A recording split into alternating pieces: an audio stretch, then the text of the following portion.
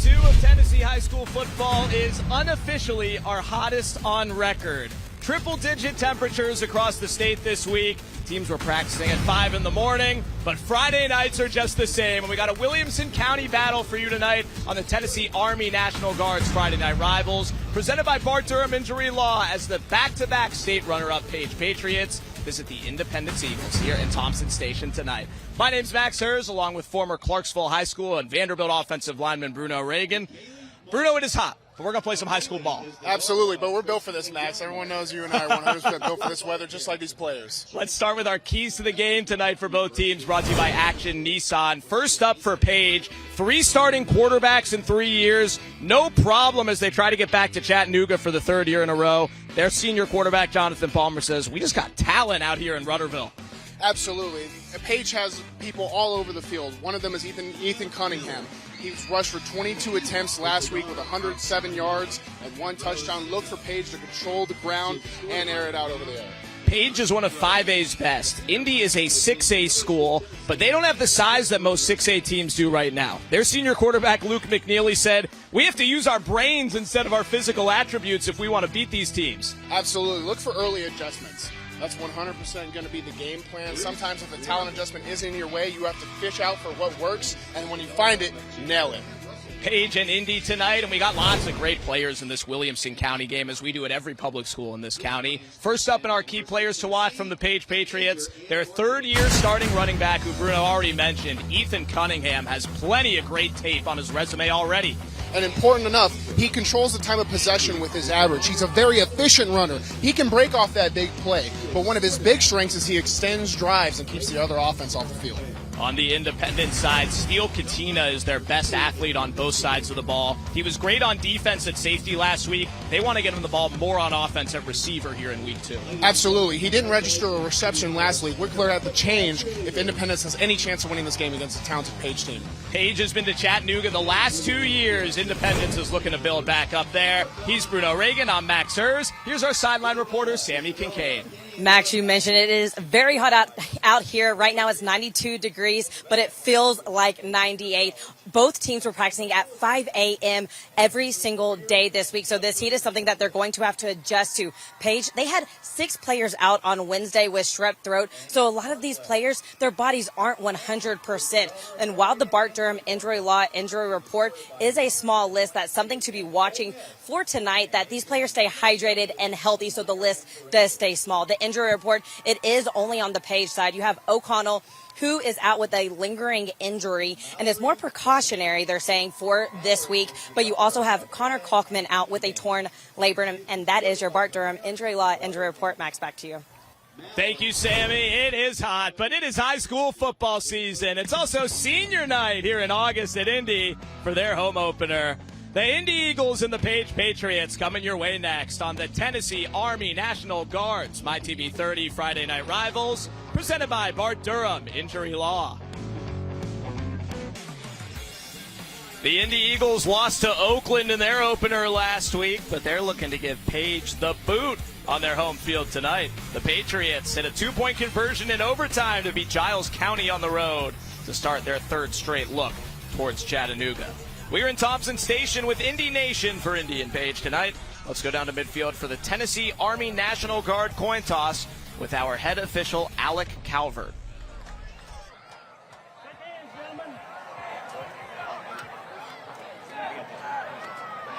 Sir. Well, you can't flip it. You can be here, but I flip it. Yes, sir. Sorry about that. Yes, sir. All right, guys, your umpire tonight's Mr. Keckler. I'm Mr. Calvert, the referee. Everything looks good. We're going to stay on you about keeping things tucked in. Wristbands where they're supposed to be. Let's have a great game tonight. I know this is a rivalry. If the blue jerseys will talk to the blue jerseys, we'll be great tonight. If the white jerseys will talk to the white jerseys, we'll be great tonight. Is that cool? Thank you. I got tails and I got heads. I got tails and I have heads. You're the visitor. You're going to call it. Heads or tails? Tails. Tails is the call. If I drop it, we do it again. Oh, Lord the Sun.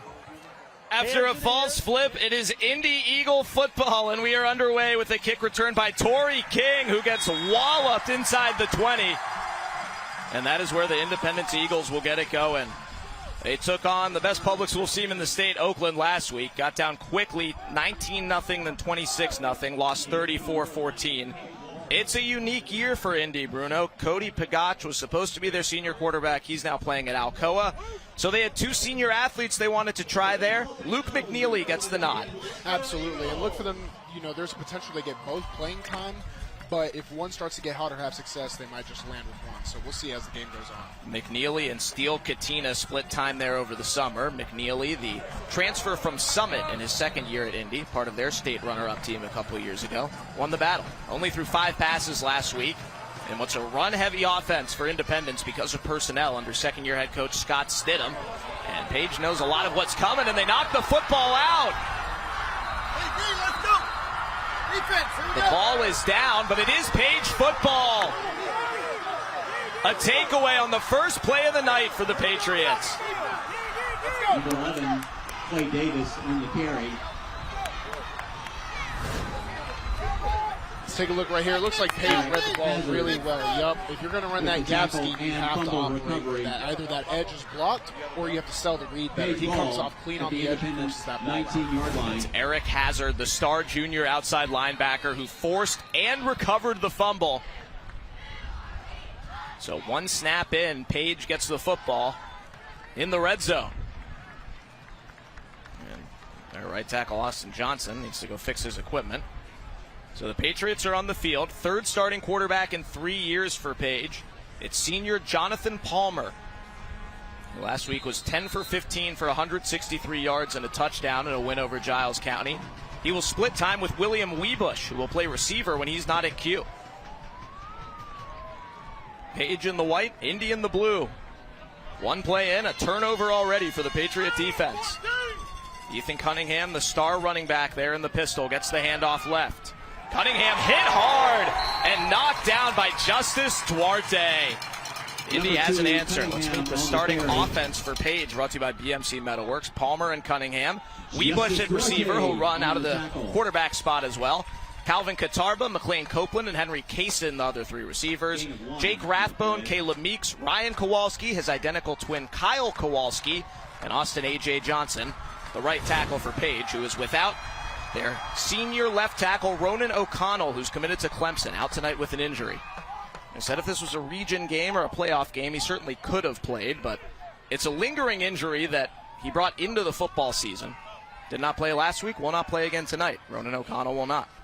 Jonathan Palmer throws for the first time to Calvin Katarba, senior to senior. Katarba's pushed out of bounds. Short of a first down, it'll be 3rd and 2. Here's the starting defense for Independence. D-line, Frank Abisher and Hunter McDuffie. Rushing outside backers, Hunter Burton and Reese Pickering. Justice Duarte had that big hit. He and Austin Oakes man the inside. 5-man defensive backfield. Braden Needham and Q Stancil are the corners. Steele Katina, Eli Bowman, and Ryan Holloway, the 3 safeties, in what operates as a 4-2-5 with just 2 down linemen for Indy. 3rd and 2 for Page. Cunningham is close. Will await the spot. He's short, 4th down. Hunter McDuffie with the tackle, got in early. Yeah, Page is going to struggle early with the first spot being in the red zone, running a trips spread set, so they have a 1 running back backfield, no tight ends. So right now, you saw they had success throwing it flat, but running up the middle in this formation, it's going to be a tough challenge. Page is going to go for it on 4th and 1. Play clock's at 12 as the fans get to their feet at Independence High.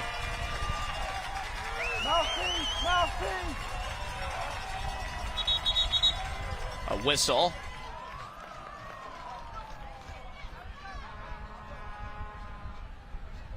Not sure if Page called a timeout. They're going to reset the play clock.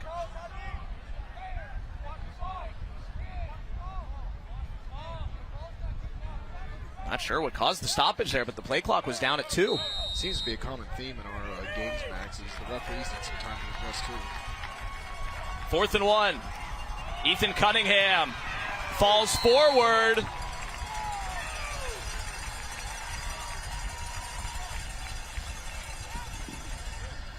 Ethan Cunningham on the carry. Reese Pickering on the tackle. First down, Page. Great job by Ethan Cunningham. You see on the line of scrimmage, all they do is wash him down. As long as Ethan Cunningham isn't getting hit in the backfield, he's going to 100% fall forward and get that first down on that 1 yard.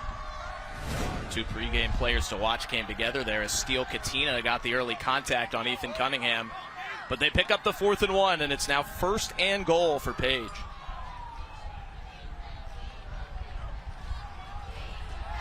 Palmer ducks left and throws it away.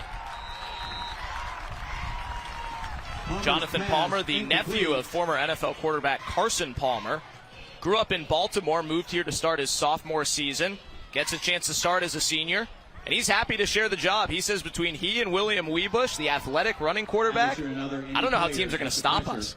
For teams to have that sort of synergy at the quarterback position, it's tough because everyone wants to be the guy. It's a natural thing. But if you can learn to work with and excel with your teammates in a dual situation, sky's the limit for both of them. Palmer said he's thunder and Weebush is lightning. Palmer to throw on 2nd and goal. Incomplete. Looking for Henry Kaysen. Senior corner Braden Needham on the coverage for Indy. Intended for Kaysen.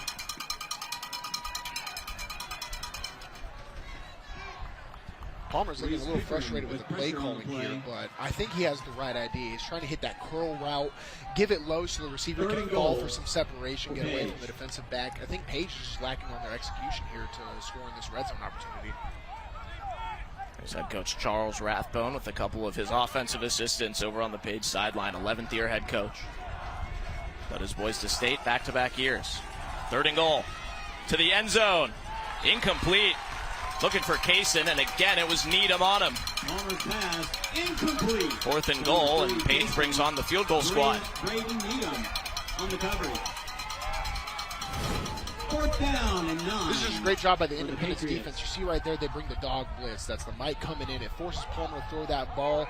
The timing was good, but with that guy coming down the middle, his eyes get a little taken, so the ball wasn't as precise as it could have been. There was no chance for the receiver to contest that. It is a 26-yard kick for Zane Cannon, who had a personal best 32-yarder last week. This one's good. Page gets a takeaway and an early field goal. Hot night. Hope you're enjoying some high school football. Page 3, Independence nothing early on the Tennessee Army National Guard's Friday Night Rivals, presented by Bart Durham Injury Law. Before the game tonight, the United States Marine Corps National Anthem moment. Great job by the Indy High School Orchestra and Color Guard, presenting the colors and playing the anthem.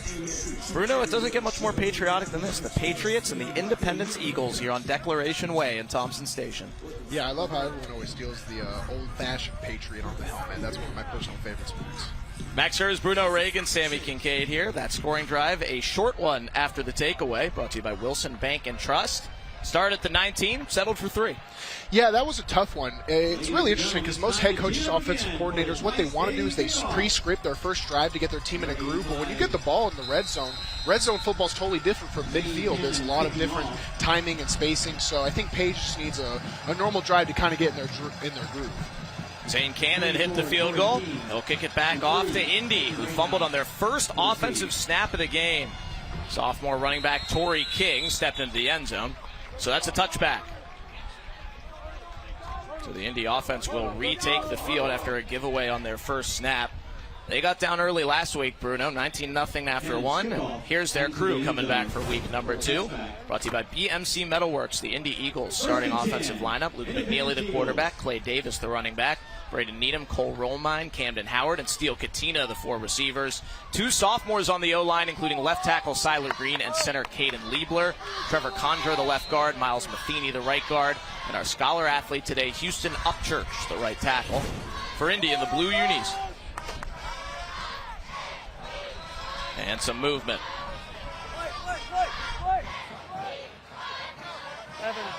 Flag on the play. Prior to the snap, false start, number 11 on the team. 5-yard penalty, still first down. 5-yard penalty. Couple of guys moved there. That will back Indy up. Their second snap of the game.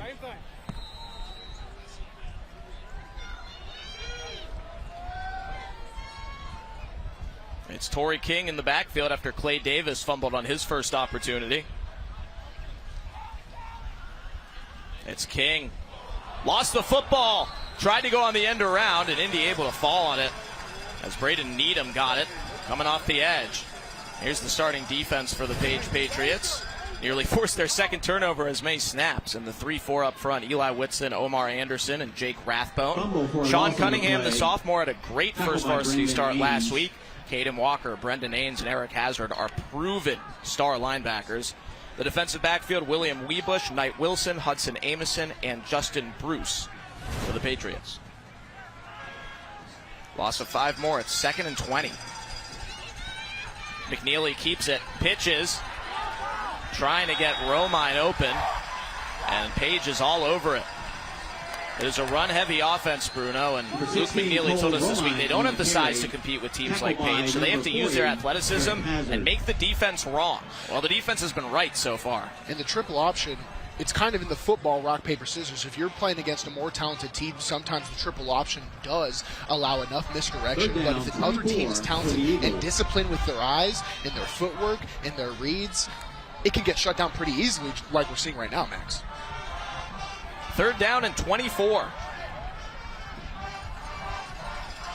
Luke McNeely, who played receiver last year, running the show at Q. Flips it, lost it again, and goes down at the 1. Sean Cunningham with the sack. The sophomore, younger brother of the star running back Ethan Cunningham. And Indy will have to punt it from the 1-yard line. On the tackle for Page. Independence currently not able to handle the speed that Page is attacking their reads on right now. Independence is running a read with the quarterback and the first running back, and then when the quarterback pulls it, they have the potential to pitch to the other back. But not only is Page covering all their options, they're attacking them, so it's forcing quick panic decisions. They get the punt off from the end zone, and it goes over McLean Copeland's head. He'll play the hop. Copeland goes out on the right sideline. A really good punt for Independence by Andrew Bingham, who had a 62-yarder last week against Oakland. There's head coach Scott Stidham in his 2nd year leading the Indy Eagles. These boys looking for answers right now. They dealt with some tough injuries last year to 2 of their best offensive players. Tight end Ty Lockwood, who's now at Bama, only played in 3 games. And they went out in the first round for the 2nd straight season. Page gets the ball for the 2nd time. They started in the red zone, got a field goal their first time out for Jonathan Palmer and crew. Page goes 4 wide as usual.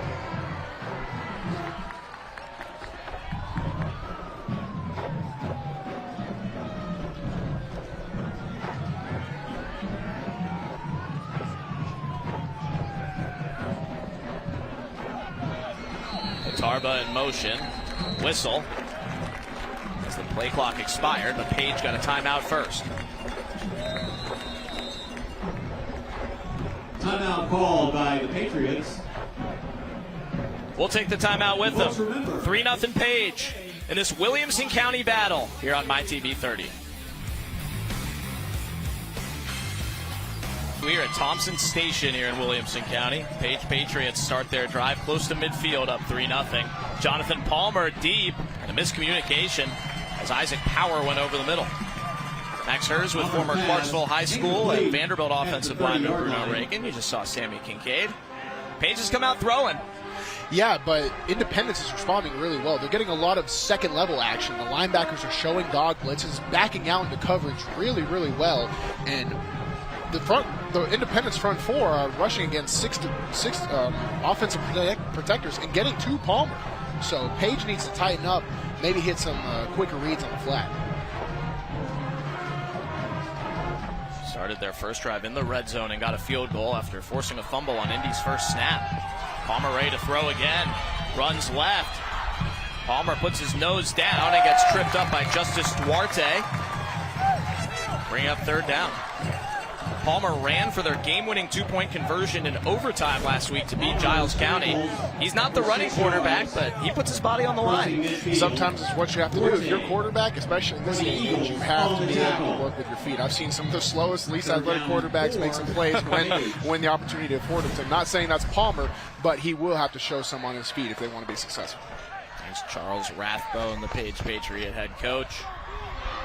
Lost to Knoxville area teams in the state finals each of the last 2 years. Class 5A that's even more loaded this year with Hendersonville and Beach bumping back down. Ethan Cunningham is knocked down in the backfield by Steele Katina. 4th down. We said it, if Independence wants a chance to win this game, Steele Katina is going to have to start making plays on both sides of the football. Independence starting out with a lot of defensive reps, and Steele Katina making the biggest stop of the game for Independence so far in the backfield. Katina, the senior, the 4th of 5 brothers to play for Independence. His younger brother Blaze is a sophomore. How about this family of names, Bruno? The brothers Zion, Jet, River, Steele, and Blaze Katina. I love it. The oldest brother, Zion, now sells the Indy Eagles some of their pads and helmets for a company called Pro Gear Sports. It's all in the family. Page will punt for the first time tonight and bounces into the end zone for a touchback as Ryan Holloway lets it go.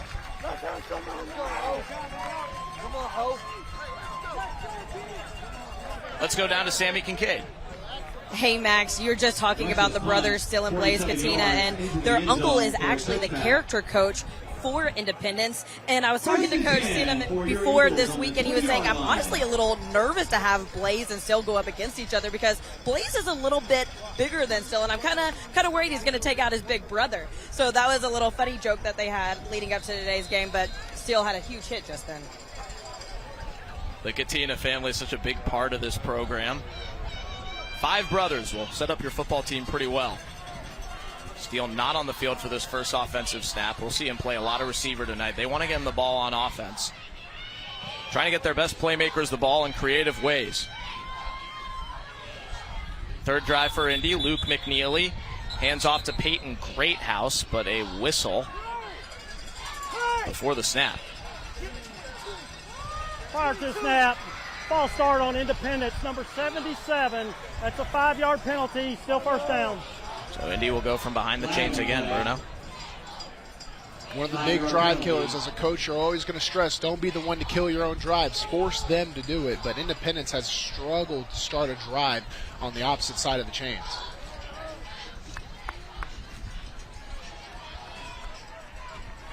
McNeely, the quarterback, has an offer from Sewanee as an athlete, and they've already told him you can come here and play whatever position you want. It's probably going to be safety. He hands off to Calvin Wall as they're trying all their playmakers out here. Wall, a junior, is a homeschool student who they'll use on special teams and in different spots on offense. He lost his helmet, so he's got to go off the field after a rush for no gain. Tackle on the play by Brendan Ains, the junior outside backer for Page. That was a Power 5 offer from the Indiana Hoosiers.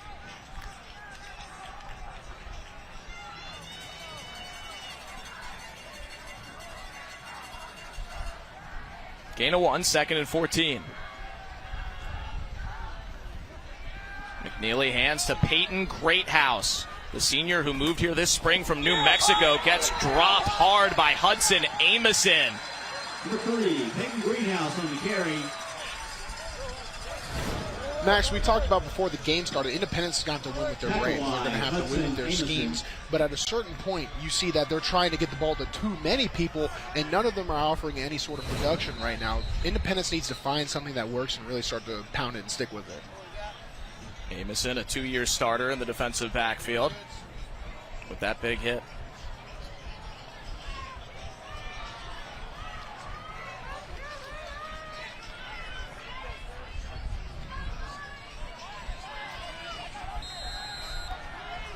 Third and 14 for Independence.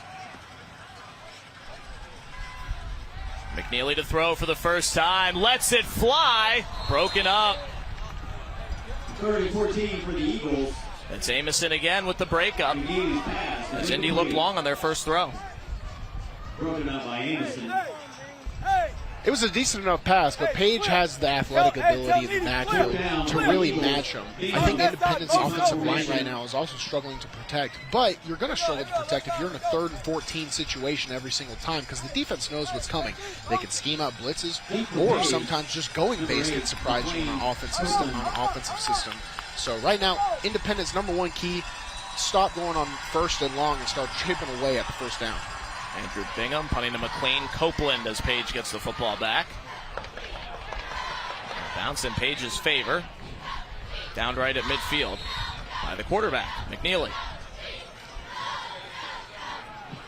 So Page will start their 3rd drive at midfield. Certainly an interesting feeling out process to start this game.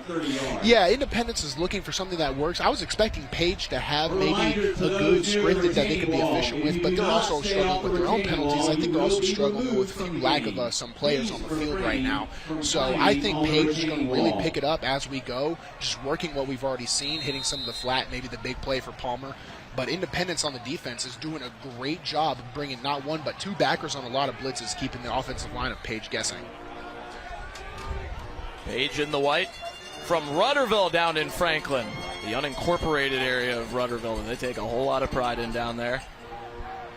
We had the short trip, about 15 minutes within Williamson County to Indy. It's a non-region game. Page is 5A, Indy is 6A. Palmer hands to Ethan Cunningham, who gets hit hard but keeps on going through Ryan Holloway for a gain of 5.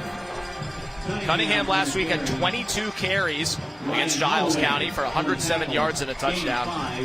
That is the norm for him, Bruno. He's used to getting the ball 15, 20 times a game, even though he's coming back from a leg injury last year. Well, if you've seen any of our previous games in the MyTV30 Friday Night Rivals, the softening process is something where a running back like Ethan can really start to hammer those 3- and 4-yard gains in the 1st and 2nd quarter, but what will be surprising is the 3rd quarter when he starts hitting them big. Another handoff, again to Cunningham, who gets a couple yards closer to the 1st down. Mark him short. It'll be 3rd and 2. Cunningham ran an 11,800-meter dash for the Page track team last spring, coming back from that injury. He is their lead dog, as he has been the last 2 falls. It's a big 3rd down, man. 3rd and 2 for the Patriots on the Eagle 42-yard line.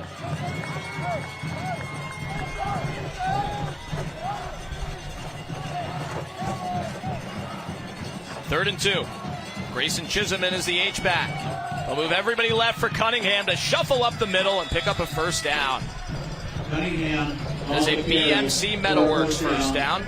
BMC Metalworks providing precision machining and fabrication services throughout the southeast area for over 45 years. There's a saying in the offensive line world, Max. Defensive tackles make tackle for losses, and linebackers make tackles. So as long as you cover up the defensive line on any 3rd and 1st situation, 3rd and 2nd, and the linebacker is uncovered, if you have a good running back like Ethan, he's going to be able to grind out that 2-yard. As long as you focus on those down linemen, that's what Page is doing right now. Page calls another timeout here. This is their 2nd game without Clemson commit Ronan O'Connell. Alec Calvert shows us that his whistle works. Time for a twice-daily timeout. Ronan O'Connell out injured. The Clemson commit, probably an interior alignment in college, but he's the left tackle for these guys. Moves sophomore Jake Rathbone over to left tackle. They still have age on the offensive line, Page does, but a little bit less experience there. But Jonathan Palmer, their quarterback, said, we absolutely dominated at the line of scrimmage in week 1, even without Ronan O'Connell. And it's a good thing when you know that you have a talent out, it can be a daunting task for you to come together as a unit and try and perform. But when you get one underneath your belt, then the other opportunities stop feeling so daunting. I think Page's offensive line is really showing a lot of promise right now. That black Luke Combs wearing t-shirt man is Ronan O'Connell, the Clemson commit who committed to Dabo Sweeney and the Tigers over the summer. He's out with a lingering injury that he brought into football season. He will be back later this season. But he is the best player, at least in terms of recruiting rankings and commitment level on this Page squad as a senior. He had offers from just about everywhere. Whole lot of big-name coaches visited Page High School to take a look at that man. And at some point, he went to the Luke Combs concert.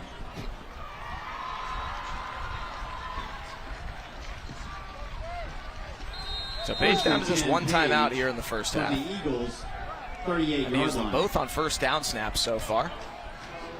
At the Independence 38-yard line. Temperature in the 90s. Thankfully dropping. Palmer throws a short one that's incomplete. Couldn't get McLean Copeland. Palmer's pass under pressure, intended for number 9 Brown, incomplete. So right here, Palmer, he gets a call for a screenplay on 3rd and 10. The problem with 3rd and 10 is a defense will look at each other and they'll be like, all right, guys, it's 3rd and 10. Watch the football, watch the screens. I prefer for screens to be shot on second downs when maybe the defense is caught a little bit off guard. But they make the call, lack of execution. Independence linebackers are able to sniff it out and really key on that running back. The Moak in the way of that one. Page and Palmer just 1 for 6 throwing the football so far. 2nd and 10. They'll throw again. Palmer completes this one to Calvin Katarba, who shakes his man and heads downfield. Down inside the 10. Palmer's pass collected by Calvin. Gain of 31. Independence blitzes right up the middle. That opens up some coverage in the zone. Katarba is able to outrun his man on the initial because of that lack of underneath pressure from the blitz of Independence. That's a great job by Palmer getting the ball out after reading the blitz and making a play. 32-yard That gain brings Page into the Sprints Home Furnishings red zone. They started their first drive of the night here, got a field goal. It is goal to go from the 7. Ethan Cunningham, of course, has it, and he falls down inside the 2. See where they mark it. He's definitely short of the goal line. The 2-yard line. Independence is setting their defensive tackles on the outside and bringing smaller linebacker bodies on the inside. That's allowing Page to really drive that open. If you looked on the field right there, there was a gap that I could run through, Max. So if you're going to bring those blitzes, you have to make sure that you don't get a gap opened up so big. A whistle, as Cunningham may have been using arena football rules before taking that handoff. Flag on the play. Prior to the snap, false start on the offense, number 1. 5-yard penalty, still 2nd down. They'll call it on one of the receivers, Isaac Power. False start on And Page. Indy Nation loves him. 5-yard penalty. Back Page up. Ball spotted at the 6.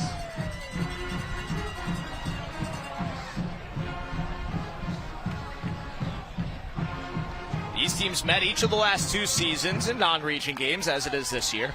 Indy won both of them. 13-0 last year, only time Page was shut out last season. And then 2 years ago, Indy beat Page 49-38. There's round 3. Palmer to the end zone, incomplete. Looking for Isaac Power.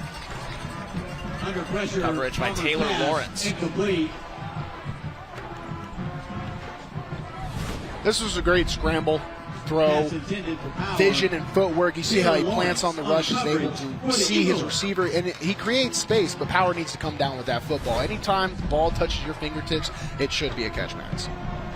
3rd down. 3rd and goal. And goal for Page. For Jonathan Palmer. He's taken every snap at QB so far. He alternated pretty regularly with William Weebush, the running quarterback, last week in their win over Giles. Palmer pressured, throws to the end zone, touchdown Page. Calvin Katarba with the TD. That is a Hiller Plumbing, Heating, Cooling, and Electrical touchdown. Palmer's pass complete. Katarba had the 31-yard catch and run, Page. and now a touchdown in the red zone. Page has been struggling being efficient in the red zone, so they try something we haven't seen yet, a wide receiver screen. You see Katarba go up, he sets his feet, immediately turns back, and then the blockers all come from the middle to the outside to create a lane so he can just crease it up. He's going to take contact, but as long as he falls forward, that's going to gain 4 to 5 yards in the touchdown. Zane Cannon hits the extra point to make it 10-0 Page. The score, Page 10. Well, Page has activated the offense. Couldn't convert on their first trip to the red zone, got it on the second. It's going to be a domino effect now, too, Max. Now that they know that what's successful in the red zone, they're going to start really hammering on those plays. We saw some great runs by Ethan Cunningham there. We also saw Catarbo targeted and do a lot of great stuff. I think Palmer does have the opportunity to run out of normal pass plays and routes. He had a curl route, a great one to Powers there. As long as Powers comes down with that football, Page is going to be, they're going to be a threat in the red zone every time they get there. Catarba, the senior, 3 catches for 44 yards already. That's more than he had all of last season. As you see the Wilson Bank and Trust scoring summary for Page. 8-play drive, started in midfield, 3 minutes and 2 seconds. Wilson Bank and Trust is proud to sponsor our local schools and student athletes, both on and off the field.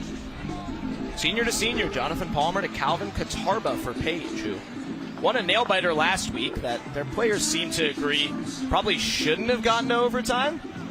But they scored a touchdown after giving one up in the top half of OT against Giles County.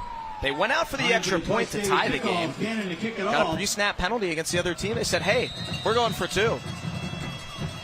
Shows the confidence their coach has in their players. And it's one of those things, too, when you're in the early season, players aren't blind. They know where they sort of match up in the rankings of where they're expected to be. But as long as you come out with a W, nothing else matters. Another touchback for Page on the kickoff by Zane Cannon. And Indy will take back over for now their 4th drive of the game under a gorgeous sunset here in Williamson County. This is a great place to be, Thompson Station, Tennessee. Folks moving from all over the world into different parts of this county, and it shows on these rosters. Players who previously lived in all different parts of the country, not moving here for football necessarily, but coming to live in one of the greatest places to live, both in the region and the state.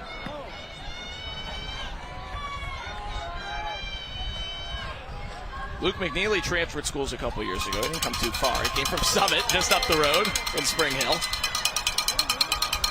The Indy quarterback just trying to get anything going. They have not even gotten past the 30-yard line yet. He throws this time, open man, but a little too hot. Peyton Greathouse was wide. Intended for Peyton Greathouse. As Independence has walked to the line of scrimmage, I'm thinking this down is their most important. They have yet to convert anything where it's first and short. They go for the big play, and it is wide open. But you're at a point in the game right now. You're at the end of the first quarter. You haven't even crossed 30 yet. It's really important to start getting in a groove with some of your base plays rather than go for the big shots. And you do take them, you have to convert them because now they know the momentum's against them, Max. And this is the challenge for Indy. Their offensive coordinator, former Tampa Bay Bucks wide receiver Jeff Parker gets to play. Head coach Scott Stidham, who you see right there, calling the timeout. This is our first time showcasing Coach Stidham here on MyTV 30 since he became the head coach at Independence last season. Before that, he started the program at South Gibson High School in West Tennessee. Bryce Daly, timeout. He's a UT Martin alumnus, originally from Lawrence, Kansas. And he's got a school with tons of players. They've got over 130 high schoolers on the roster and incredible resources here at Indy. But it's a program that needs to be built back up. And at a high school, Bruno, where the boys basketball team and the baseball team were both in the state tournament last year, football is a little bit of a project here. Here's Sammy Kincaid.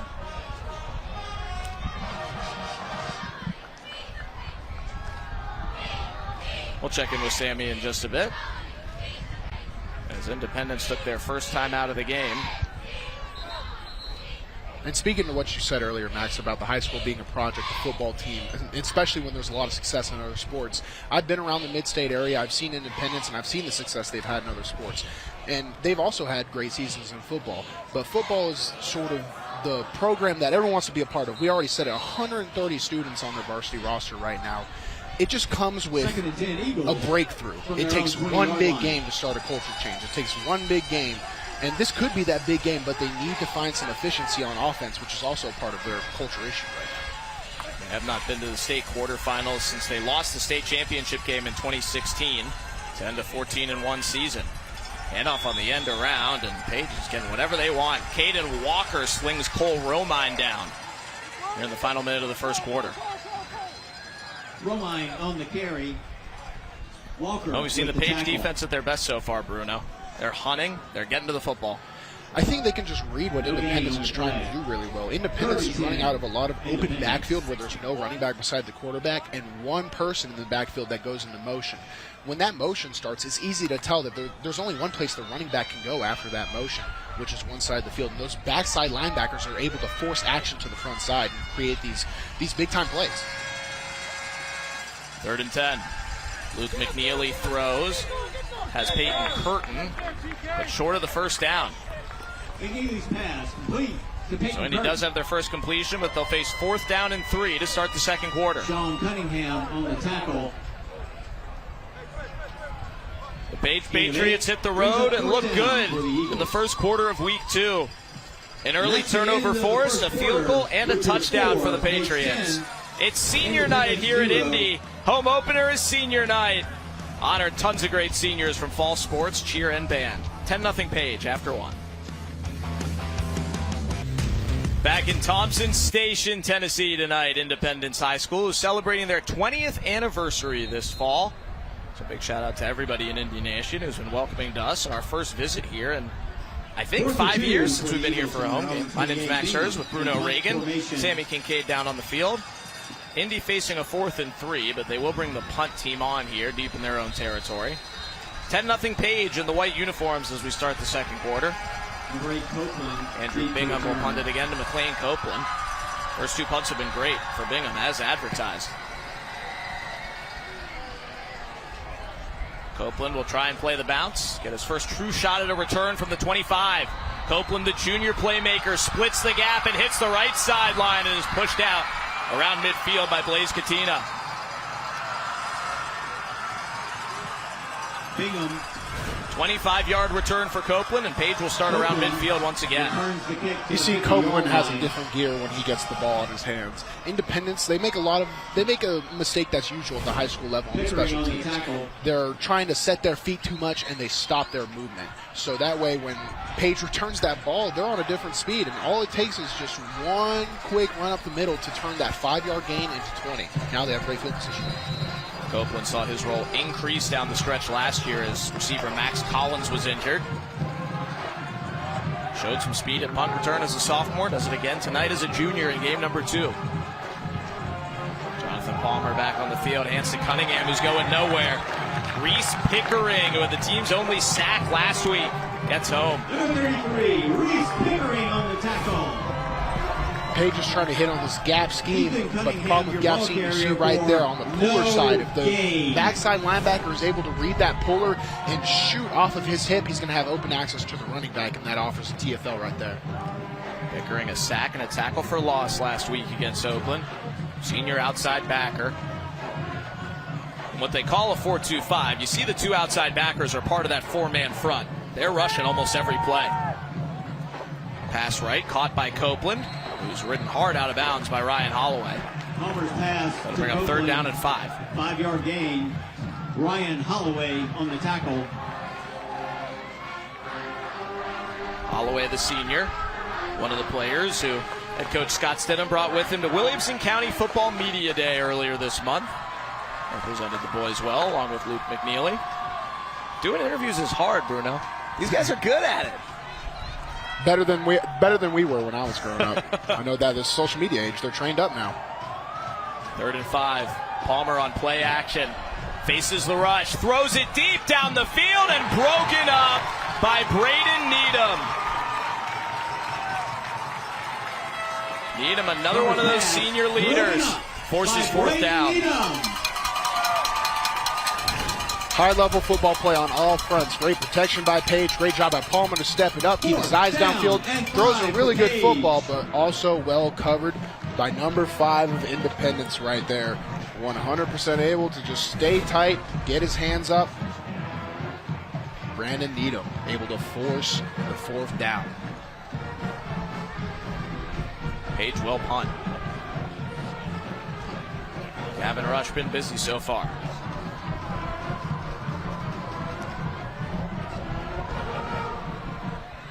Holloway didn't call a fair catch. He'll pick up a couple of yards. I think everybody on Page thought he did for a second. On the return. And Indy will start at their own 12-yard line here early on here in the second quarter. On the return. Chisholm on the tackle for Bit of a Page. risky call there to try and not call the fair catch and make a sneak play, but some could say it's smart because Independence need any sort of spark of life. If he was able to bust that one off, it could First and offer the 10 momentum for the that Independence needs. Eagles from their Independence own coming onto the 13-yard field now. line. Goal is to try and get out of this first and 10. They need to gain some yards for a second down. During the fourth quarter of tonight's game, we will select the Bart Durham play of the game. Indy needing some of their super players to step it up. They have negative total yardage so far as they take the field on offense for the first time here in the second quarter. McNeely, hands on the end around, and it's bobbled and dropped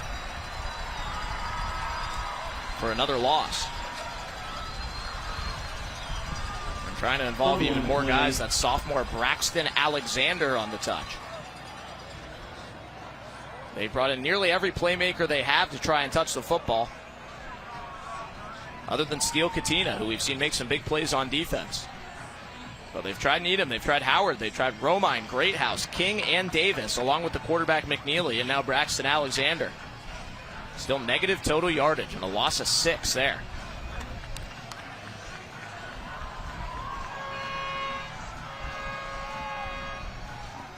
McNeely, pressured by Hazard, gets away from him. Now has to run it.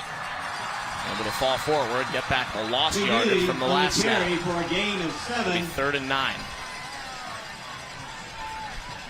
Max, you mentioned all the playmakers Number Independence 6, is coming in, but if you're running an Waller on the option-style offense, the best weapon you have is your Third down and timing 9 and for your the cohesion. Eagles. When you bring in this many players, you lose that cohesion. You start forgetting, what the feel is. If this guy's going to give, if this guy's going to pitch, you start losing those mannerisms. So Independence really needs to maybe take it back and settle in on a few players that they want to get some work today. Page student section is starting to feel a little cocky over there, too, in the no-fly zone here at Eagle Rock. 3rd and 9 for Indy. Play clock's at 0. And Indy got the timeout. We'll take it with them. Indy trying to get something going, down 10-0 here in the second quarter. You're watching the Tennessee Army National Guard's Friday Night Rivals, presented by Bart Durham Injury Law.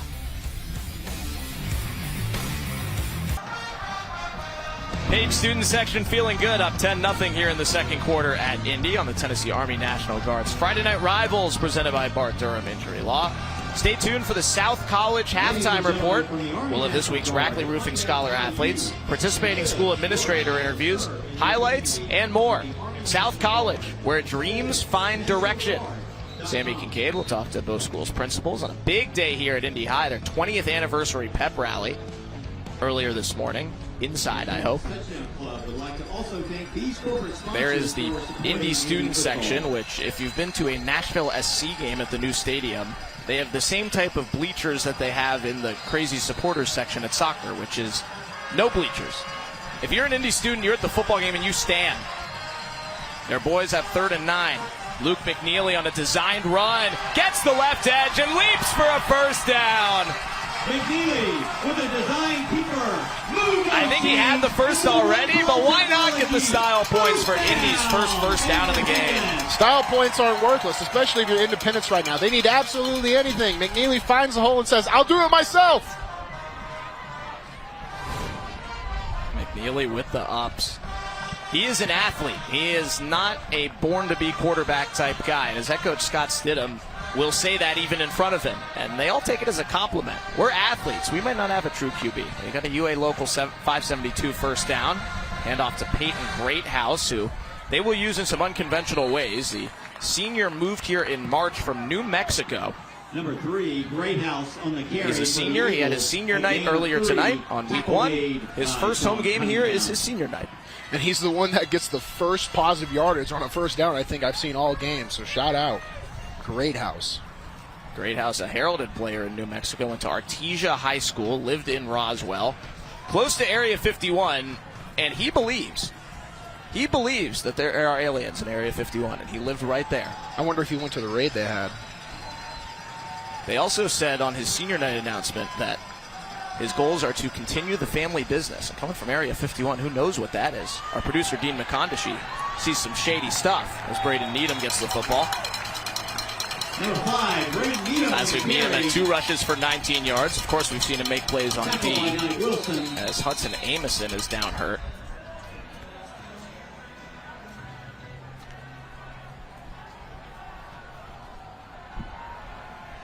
Injury timeout. Amison, the senior corner, down for Page.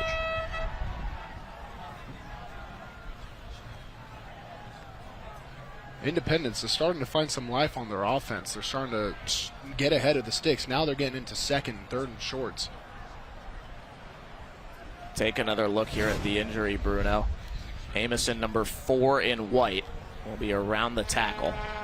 Locked up with number 10 from Independence. Foot stepped on by his own player.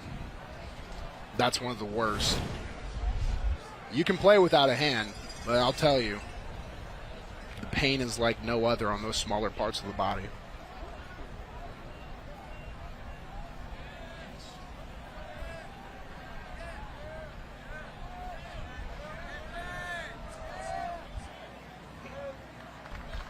Amison back to his feet. Multi-year starter, second game of his senior season, already had a big hit tonight. And you can see Bruno in a lot of pain as he walks off. Sammy will get over and get us an update as soon as we can. And Amison comes out of the ballgame.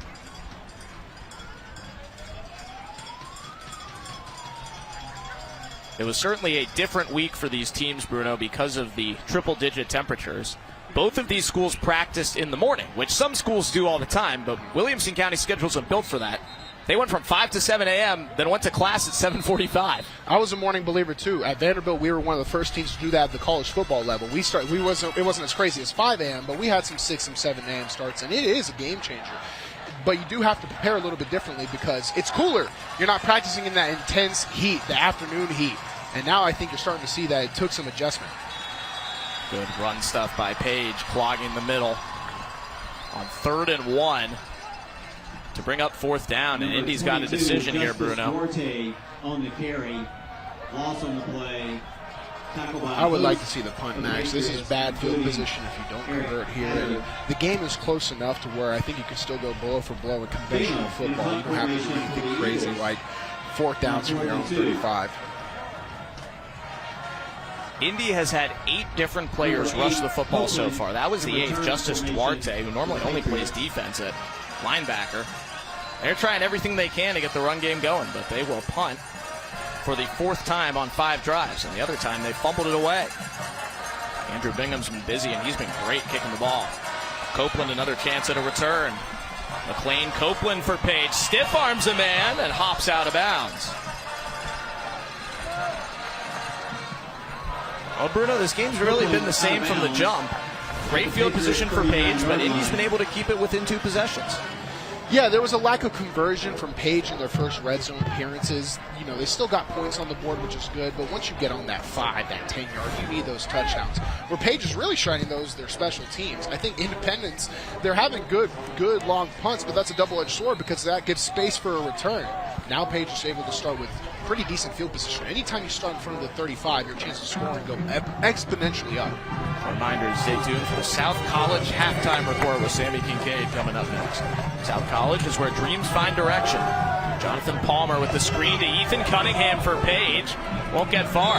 Got to the 2nd level, but met and dropped there by Reed Maxson for Indy. 22, Cunningham on the catch. Right here, you see number 70 left tackle Jake Rathbone. He's the man out as long as you're able to lock up, get some space for your running back between the linebackers, you're going to have a positive play on that screen. If he gets more, there might have been out of the way, but their Independence is doing a really good job rallying to the football. Page is still being efficient. Their offense is showing some really impressive things right now. Gain of 5, 2nd and 5.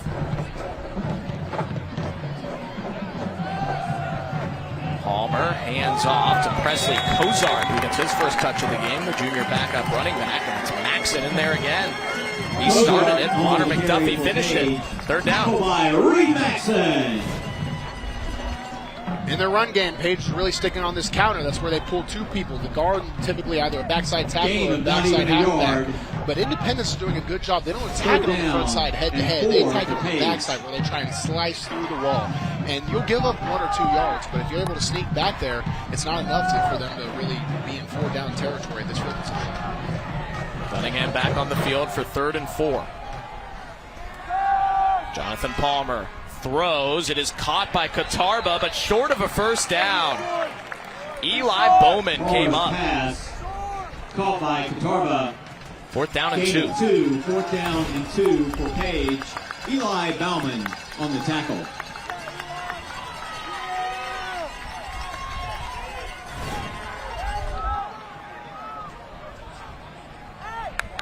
Page bringing out their punt team. I believe it's a good call. Especially as offensive lineman, you're constantly thinking in your head, drive, we can go, we can get it. But you don't want to give Independence starting field position on the opposite side of the field, especially when you're Page and you've controlled the pace of the game so far. And it has been a punt-heavy game for both teams. Page just 2 for 7 on 3rd down and only gone for it on 4th once as Holloway makes the fair catch. Indy gets the football back. They're hanging around down 10-0 late in the second quarter. This is the Tennessee Army National Guards, MyTV 30 Friday Night Rivals, presented by Bart Durham Injury Law. 10-0 Page over Indy as Indy gets the football back and throws deep but incomplete. My name's Max Hers with former Clarksville, Vanderbilt, and XFL O-lineman Bruno Reagan. Sammy Kincaid down on the field. Both teams have had 5 drives. Indy has punted 4 times. Page has punted 3 times. Page a field goal and a touchdown in the first quarter, but nothing since. In a game that has kind of settled in, back and forth, back and forth. You can see Independence is really starting to struggle without a true quarterback option. They have some open receivers down due to their misdirection they're using, but just not able to convert. Luke McNeely completes his 2nd pass of the game. Off to the left side to William Weebush. McNeely's pass complete. Excuse me. Curtin. To Curtin. Peyton Curtin with the catch. Move. His first touch of the game for Indy and their 2nd first down. Total yardage now 84 to 28.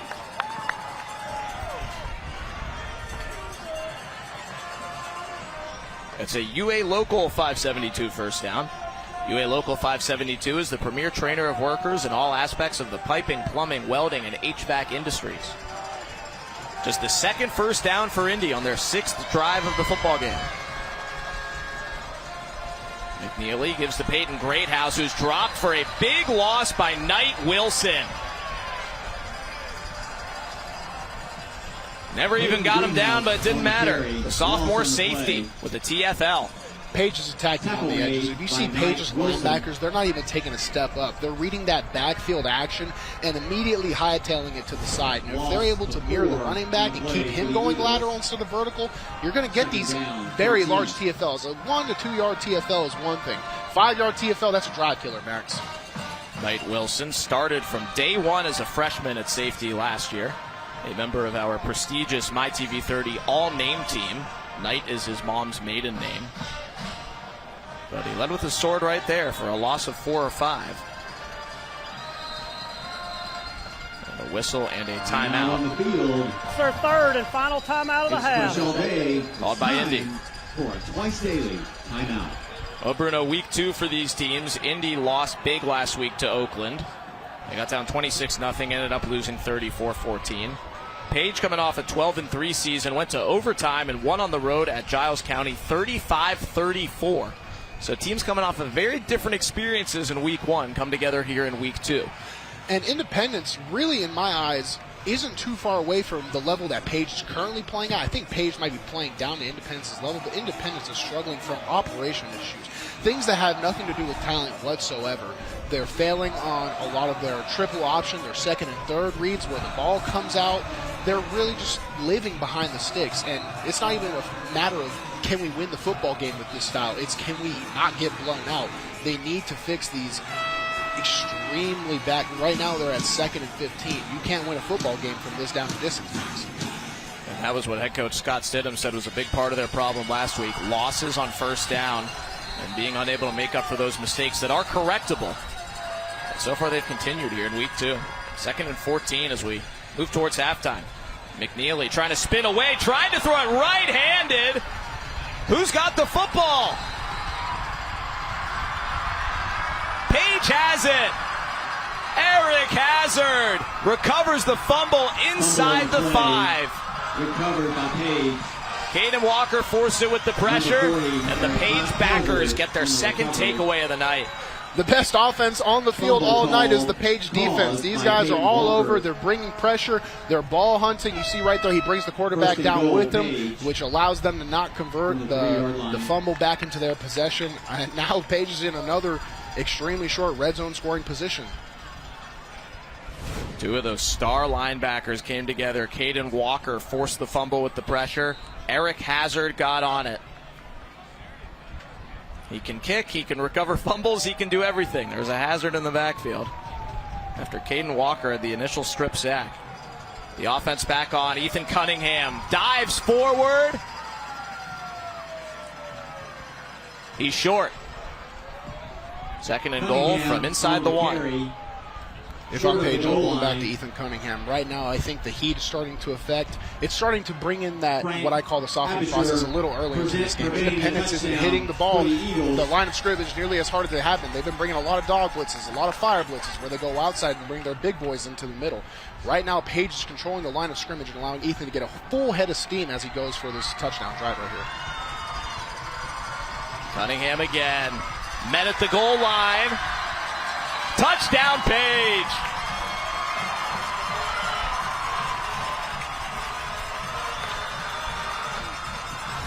A respectable job by the Independence defense, able to rally to the football. But all you need, if you're someone as powerful as Ethan Cunningham, is a full head of steam. You need 3 yards just to get your head down low, your pads down low. And his body doesn't need to finish in the end zone. The ball just needs to cross the plane, and does there, allowing Page to get on the board with another touchdown. That's a Hiller Plumbing, Heating, Cooling, and Electrical touchdown for Ethan Cunningham. His second of the season. Is good. Your score, Page 17. The extra point is good as we go down to Sammy. I am over on the line where you can see Hunter Amison. He is on the training table with ice on his right hand wrist area. I have not been able to confirm if he will be out of the game, but he did take off his tape, his gloves, and his icing that right hand and wrist. Thank you, Sammy. We saw Hudson Amison get hurt a couple of defensive drives ago. Key piece for that Page defense, so we'll keep our eyes open for number 4 on the Page sideline. As the Patriots get home, it's been the short field, and that time they capitalized on a 4-yard field. Listen, Max, if you get the ball at the 5 and 10 yard line, there is no excuse not to score, whether it be a touchdown or a kick. But right now, Page, they failed at that first red zone early in the game where they got close, but now they found their groove, they found their rushing attack, and I think they can really just start to hammer Independence and make them feel the pressure of being on the field for too long. There's a smile on Hudson Amison's face. He's telling his boys he thinks he's going to be okay. So for a second there before too many folks got in front of him, the ice on his right hand and wrist. Greenhouse keeps for the Eagles as well. Indy will get the football back. They won the toss and chose to receive, so it'll be Page football to start the second half. So we'll see if Indy can get something going here with a deep kick return by Peyton Greathouse. They'll take him to the 15-yard line. We'll see where they mark it, out at the 20. Return to the 20-yard line. Important to note, Independence is going into this drive with no timeouts. Independence has struggled over the field, over the air. So right now, they're going to have to really be precise with their decision making. What sort of routes they're calling. Because if they rush the football with this sort of field position, they're going to have not enough time to get to the end zone. Or Wilson Bank and Trust scoring drive, an easy one. Just 2 snaps needed to get it home from inside the 5 for Charles Rathbone's crew. Wilson Bank and Trust is proud to sponsor our local schools and student athletes, both on and off the field. Every single snap Indy has taken tonight has been on their side of midfield. Hand off on the end around to Braxton Alexander. He picks up about 5 or 6 there before he's met by Knight Wilson and Caden Walker. Caden Walker on the clock ticks toward a minute left in the first half. Gain of almost 5. Indy has tried everybody, Bruno. Page's defense has been better. I think sometimes we went into the game, Max, that Independence will have to use their brains, and they tried. They've tried to use different players, give different looks, but it's also a double-edged sword to where their offense looks like it's been lacking a lot of cohesion. Another tackle for loss by Brendan Ains. Cole Romaine on the carry. The junior outside backer with offers from Indiana, Liberty, Memphis, Charlotte, Austin Peay, and Western Kentucky. Grew up here, moved to Colorado for a couple of years, came back last season. His dad, Kurt, is their quarterback coach. He is one of the key cogs for Page. Playing mostly defense this year. Played some offense last year as well. He is an athlete, 6'2", 220 pounds. Try another edge run with Needham. And he's short on third down. And we'll see if Page will let this clock run to halftime, up 17-0. Cunningham on the tackle. Looks like they will. A strong first half for the Page Patriots, led by their defense. Your halftime score, Page 17, Independence nothing. Your score, Page 17, Independence 0. Total yardage in the first half, Bruno, 87-14 in favor of Page. And it's one of those games, Max, where I think the only way Page loses is if they beat themselves. You might go into halftime and say, 84 yards, we should be blowing this team out. We should be doing X against Independence, who has struggled to find anything against us. But sometimes football's a simple game that people try to complicate. If you're in control of the field, if you're in control of time of possession, if you're in control of the turnover margin, then don't change anything. Even if it's not pretty, it's a win, and that's what matters. Here's the Josh Houston and Associates Coach's Corner with Page coach Charles Rathbone. Coach Rathbone, your defense is playing lights out in this first half. What have you seen that you like from them that you want them to be able to continue to keep that up in the second half? Just the way they're pursuing and flowing to the ball and getting to the ball and game tackling. I'm very impressed with defense. Offense, we've left a lot out on the field, just to be honest. So we got to pull that side together and we'll be okay. And Catabo, he had a huge 31-yard catch, taking it down the field, which led to a touchdown. What do you have to do to make those explosive plays continue into the second half? Well, they're bringing everything up inside. They know we like to run the ball, so we got to throw maybe a few more screens, take some shots deep, and see if we can back them off a little bit, maybe hit one or two. Good luck in the second half, Coach. Thank you.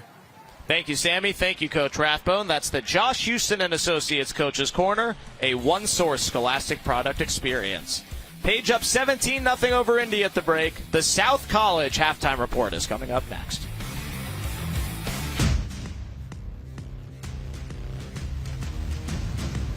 You're watching the South College Halftime Report.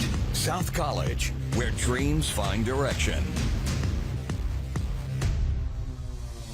Throughout the Friday Night Rivals regular season, Rackley Roofing will recognize an exceptional senior student athlete from each participating school with a plaque presentation prior to each game. Here are this week's Rackley Roofing Scholar athletes. It's time for the Rackley Roofing Scholar Athlete of the Week, where we meet some of the greatest young people in Middle Tennessee. Jaden Willingham is one of them, a two-time All-American cheerleader with a 4.3. What makes you such a good cheerleader? I believe good spirit, good attitude, teamwork, and my teammates believing in me to be such a good leader as well. It's really encouraging and motivates me. And are you a flyer, or what is your role? Because to be an All-American, you've got to do something extraordinary. I know that much. Right. I used to be a flyer when I was a freshman, but after that I've been a base. But it's been really good to do both positions because I really understand now what a flyer needs in a base, and so it's good, different perspectives. And finally, where are you going to college? You seem like someone who plans everything out based on looking at your resume. Yes, I've already applied to 2 colleges. My number 1 is UT Knoxville, so hopefully there. And then Ole Miss is my second choice. Well, I don't think it matters where you go. You are going to be a huge success, as you have always been. Thank you so much. Oh, yeah. Jinx, Rackley Roofing Scholar Athlete of the Week. Rackley Roofing Scholar Athlete of the Week, this fantastic young man from Independent High School, Houston Upchurch III. Very impressed. You're a compare football and chess. He's a big chess player. Yes, sir. Chess is a great game, but football's better for sure. I love this sport. And I'm very grateful for this award. He's a guitar player. He's obviously a fantastic student. 4.45 GPA, right? You said you have the most eclectic playlist out there. What's the strangest song you have on your playlist? Down Under by Men at Work. That really gets me going before the games. I really like it. Fantastic. And if you don't like this young man enough, his favorite person in the world, his best friend, is his 8-year-old sister. Oh, that's correct. She's great. I love her. Where are you going to college? Do you know yet? I've definitely narrowed it down, but I'm not sure right now. Well, you'll be a success wherever you go. Good luck today. Thank you, Houston. Thank you. Rackley Roofing Scholar Athlete of the Week right here. These students and other nominated students are eligible to win a $10,000 scholarship to be presented at the end of the season, courtesy of Rackley Roofing. Rackley Roofing is the proud sponsor of the Friday Night Rivals Scholar Athlete Award. This week's Friday Night Rivals Educator Spotlight is presented by Western Kentucky University. Climb higher at Western Kentucky University. And I now have with me the Independence principal, Dr. Nikki Patton, and thank you so much for hosting us tonight for Front Row. So happy that y'all are here. It's always a good time. And it's the 20th anniversary of Independence. I heard you honored somebody special today. Who was that and why? We did. First, I can't believe it's been 20 years since Independence opened in 2004, but today was a great day. We got to honor Brandy Mangrum. She's been here since the beginning as both a full-time athletic trainer and one of our health science teachers, and I can't even imagine the number of hours that she has dedicated to this place. But today we were able to surprise her with her husband Roy present and her dad and some of her closest friends, and even had Coach Blade come back, and we surprised her with naming the athletic as the Brandy Mangrum Athletic Training Facility today. That had to be very special. You said she got married on this field, right? Independence is very special to her. It is. She is the queen of Indy. But she and her husband married here in 2010 out on the 50-yard line, so you can't top that. I think that proves your love for this community and this school. But Brandy is very special. I think we also recognized her just briefly before the kickoff, and I think you could hear not just from our great student section, but also from the parents as well, because just even as a mom, that's one less worry I have knowing that Brandy is there with our athletes. And I know you have something special planned in October for the homecoming game. What is that? We do. So we would love for all of our community, all of our former administrators and alumni and teachers to come back and join us on October 6th. It's also our homecoming game, but we would love to have them. We'll have a special area in the stadium for them to catch up and see some people that they probably haven't seen in over 10, 15, 20 years. So, but we would love to have all of those folks come back October 6th. Absolutely. Well, thank you so much for joining me and for hosting us tonight. And right after this, we're going to have a whole lot more for you for the South College Halftime Report, including stats, highlights, a whole lot more. So stick with us. This week's Friday Night Rivals Educator Spotlight is presented by Western Kentucky University. Climb higher at Western Kentucky University. You're watching the South College Halftime Report. South College, where dreams find direction.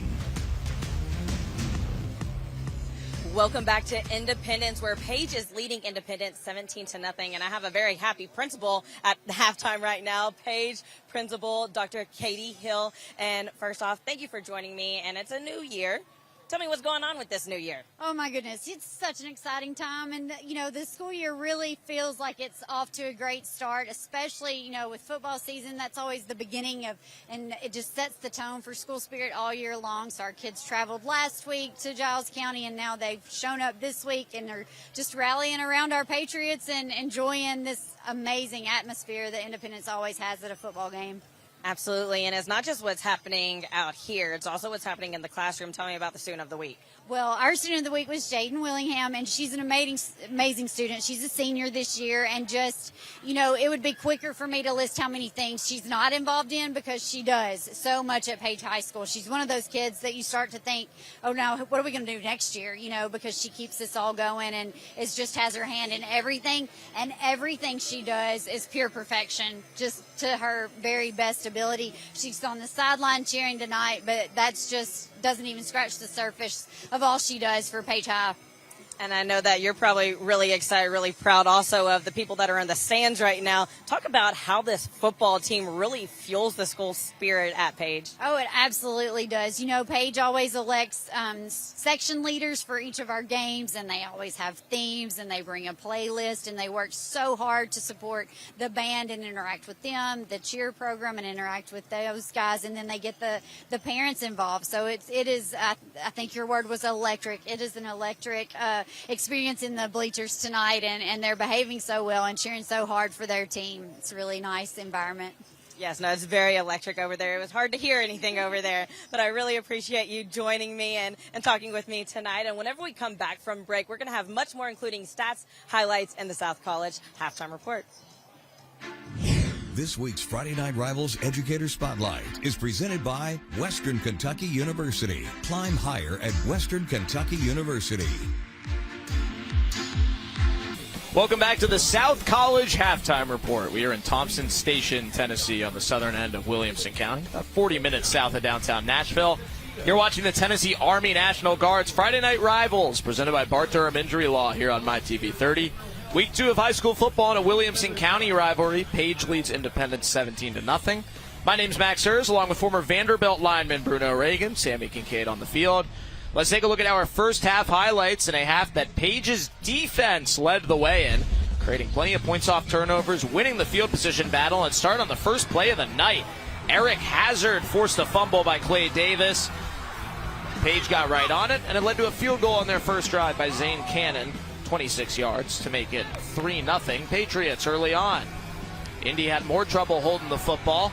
They got all the way back to their 1-yard line, punted it away. Page started around midfield and able to get it right back to the red zone after a couple more stops by the Page defense. A huge hit by Hudson Amison, who unfortunately was later injured in the first half. Another one of those big Page plays. Jonathan Palmer hit Calvin Kotarba for a 31-yard catch and run down inside the 10-yard line. And it was the same two guys finishing off the drive on goal to go. Kotarba on the screen pass. First touchdown of the game. Made it 10-0 Page late in the first quarter. Then late in the second quarter, another Indy giveaway. Caden Walker forced it. Eric Hazard on it once again. And Page would start their drive inside the 5, where Ethan Cunningham finished things off with his first touchdown of the night to make it 17-0 Patriots here at the break. And Bruno Reagan, not a lot of offense in this game. Page has taken advantage of some great defensive plays and field position to build their lead. I think we're going to start to see things open up for Page because they've controlled the field and time of possession. They've started to really punish Independence's defense for being on the field too long. So I think things will open up for Page, whereas Independence, they've really had nowhere to go the entire game, and they don't have the benefit of really wearing out Page's defense either. So Page's defense and offense are set up to have pretty explosive halves on this, more of a stalemate first half on the stats. Page leads Indy 17-0 at the break. Every week during halftime of our Friday Night Rivals games, we'll showcase outstanding game highlights from across the country. Let's check out some of the best from last week's openers. Mitchell with time. Going again, looking for Butler Brown. Over the shoulder grab. Butler Brown inside the 20 to the 10. Touchdown, Crusaders. Earl, good blocking, shot blocking for him. This quarterback, he's going to cut back. Oh, beautiful run, C.J. Earl.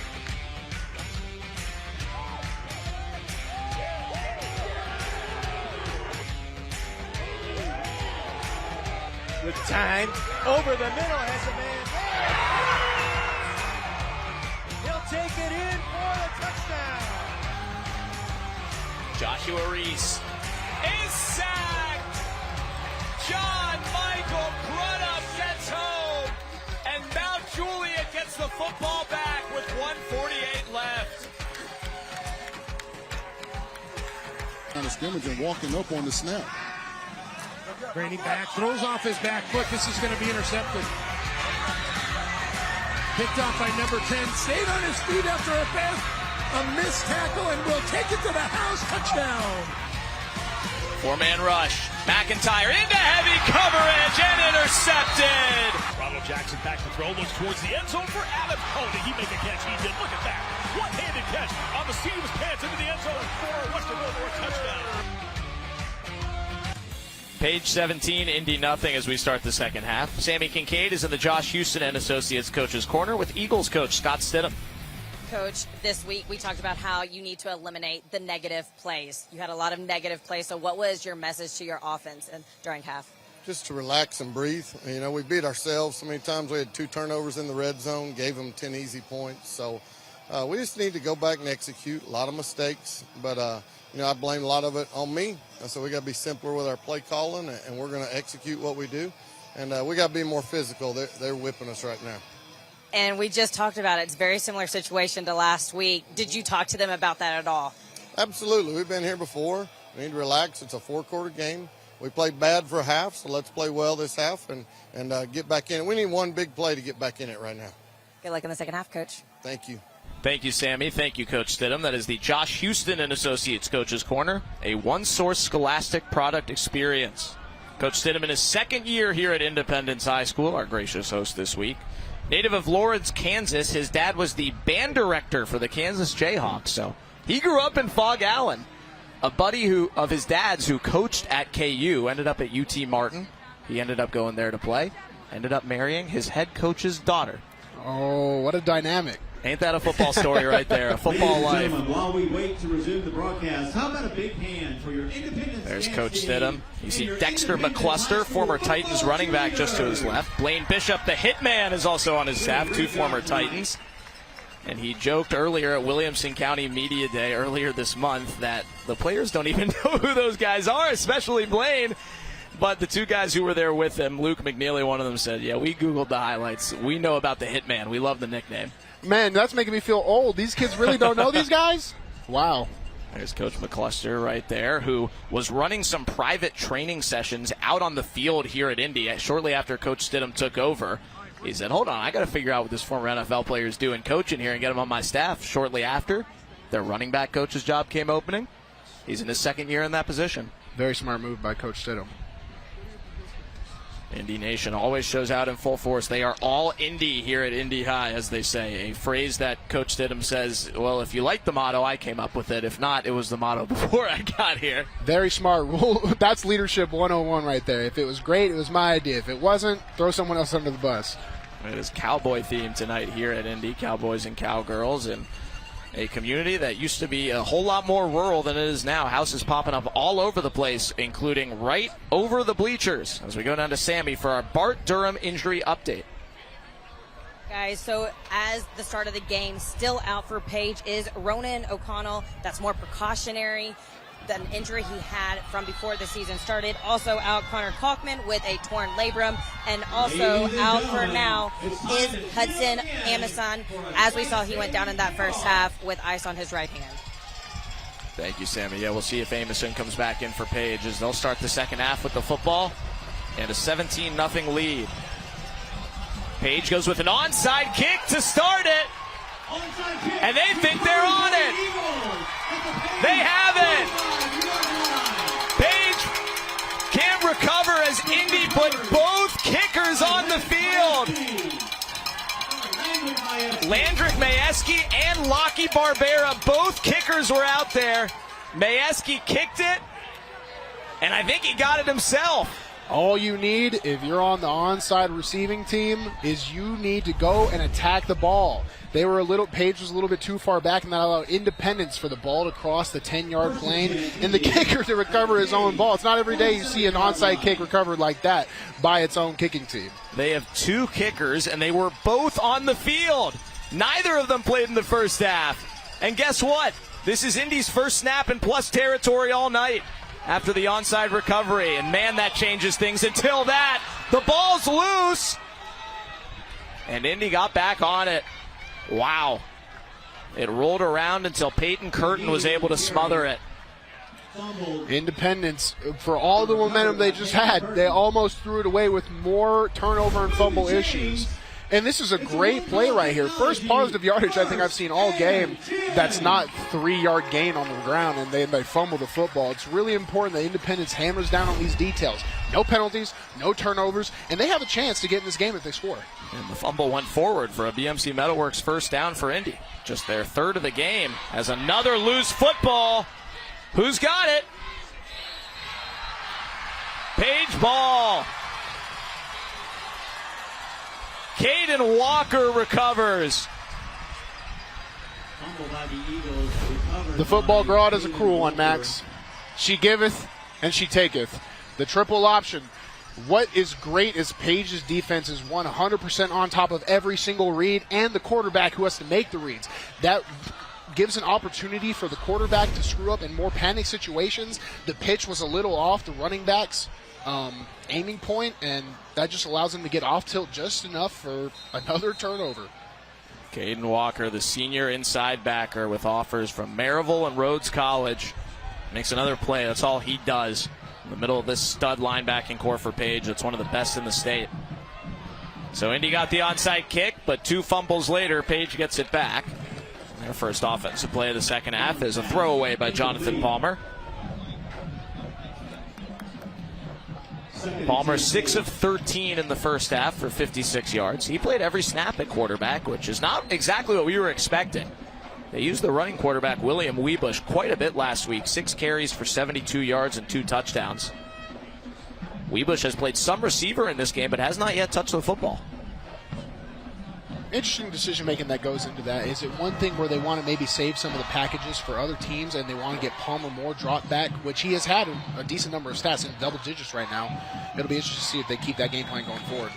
It echoes what they did over the summer, Bruno, with those two guys. Palmer, a senior, Webush, a junior now, taking over for Colin Hurd, who was a linebacker by trade but started last year. Coach Charles Rathbone said some 7-on-7 tournaments, Palmer didn't even go, and they let Webush play the whole thing at quarterback. But then when Palmer did go, he played every snap at those tournaments, and Webush only played defense. Well, it's important, regardless of what we know and what happens, Webush just has to be prepared at any moment to go in. Because if you're getting past the second half, you might start thinking, okay, I don't have to start thinking about this and maybe our game plans and our reads or what the defense is doing. You always have to be ready just in case Palmer goes down or they call your name if you're Webush. Screen on 3rd and 11 is incomplete. Indy brought the pressure. Reed Maxson banging bodies as he has been all game. It's 4th down. 4th down, Page. Calling a running back screen on 3rd and 11 is just asking to be read. There's one thing defenses do. They look to their left, they look to their right, and they tell their teammates, watch the ball, don't jump off sides, and watch the screen. Keep an eye on the running back, and they're easy to read for Independence. Gavin Rush will punt once again for Page here. Ryan Holloway deep to receive. Rush gets another good one off. Holloway calls the fair catch, and we'll go down to Sammy Kincaid.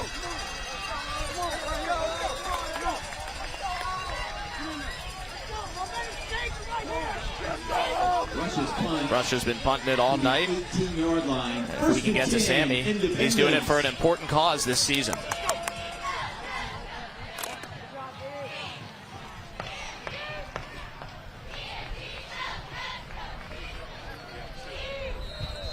We'll try and get that story from Sammy when we can.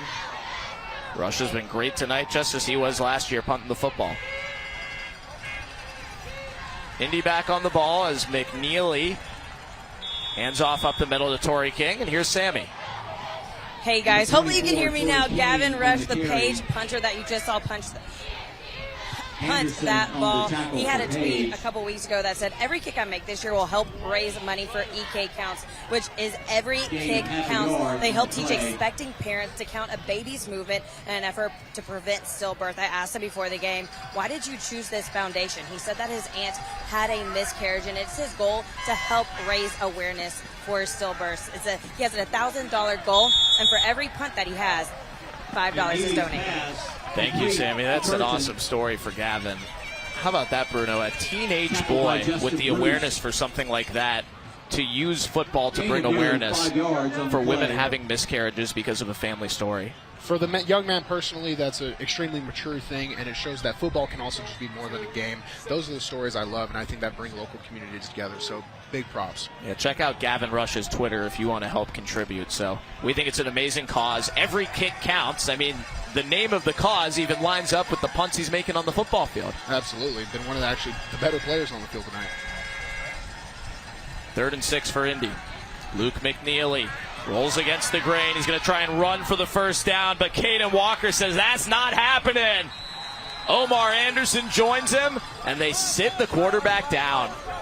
McNeely on the carry. This Page defense wants to be the best in 5A this year. Brendan Ains, Omar Anderson, Caden Walker, the whole crew. The Page defense is 100% head hunting. They're not, and I don't mean that in a literal term, but look at how many white jerseys are around the quarterback and how many blue jerseys are around. Page is swarming to the ball, leaving no options for any reads, any pass plays, any rollouts. They've totally shut down the Independence offense so far. Another punt coming up for Indy. This is their 6th of the game. And it bounces away from Copeland. Not sure if he misjudged it or just let it go. And Q Stansel downs it at the 22-yard line.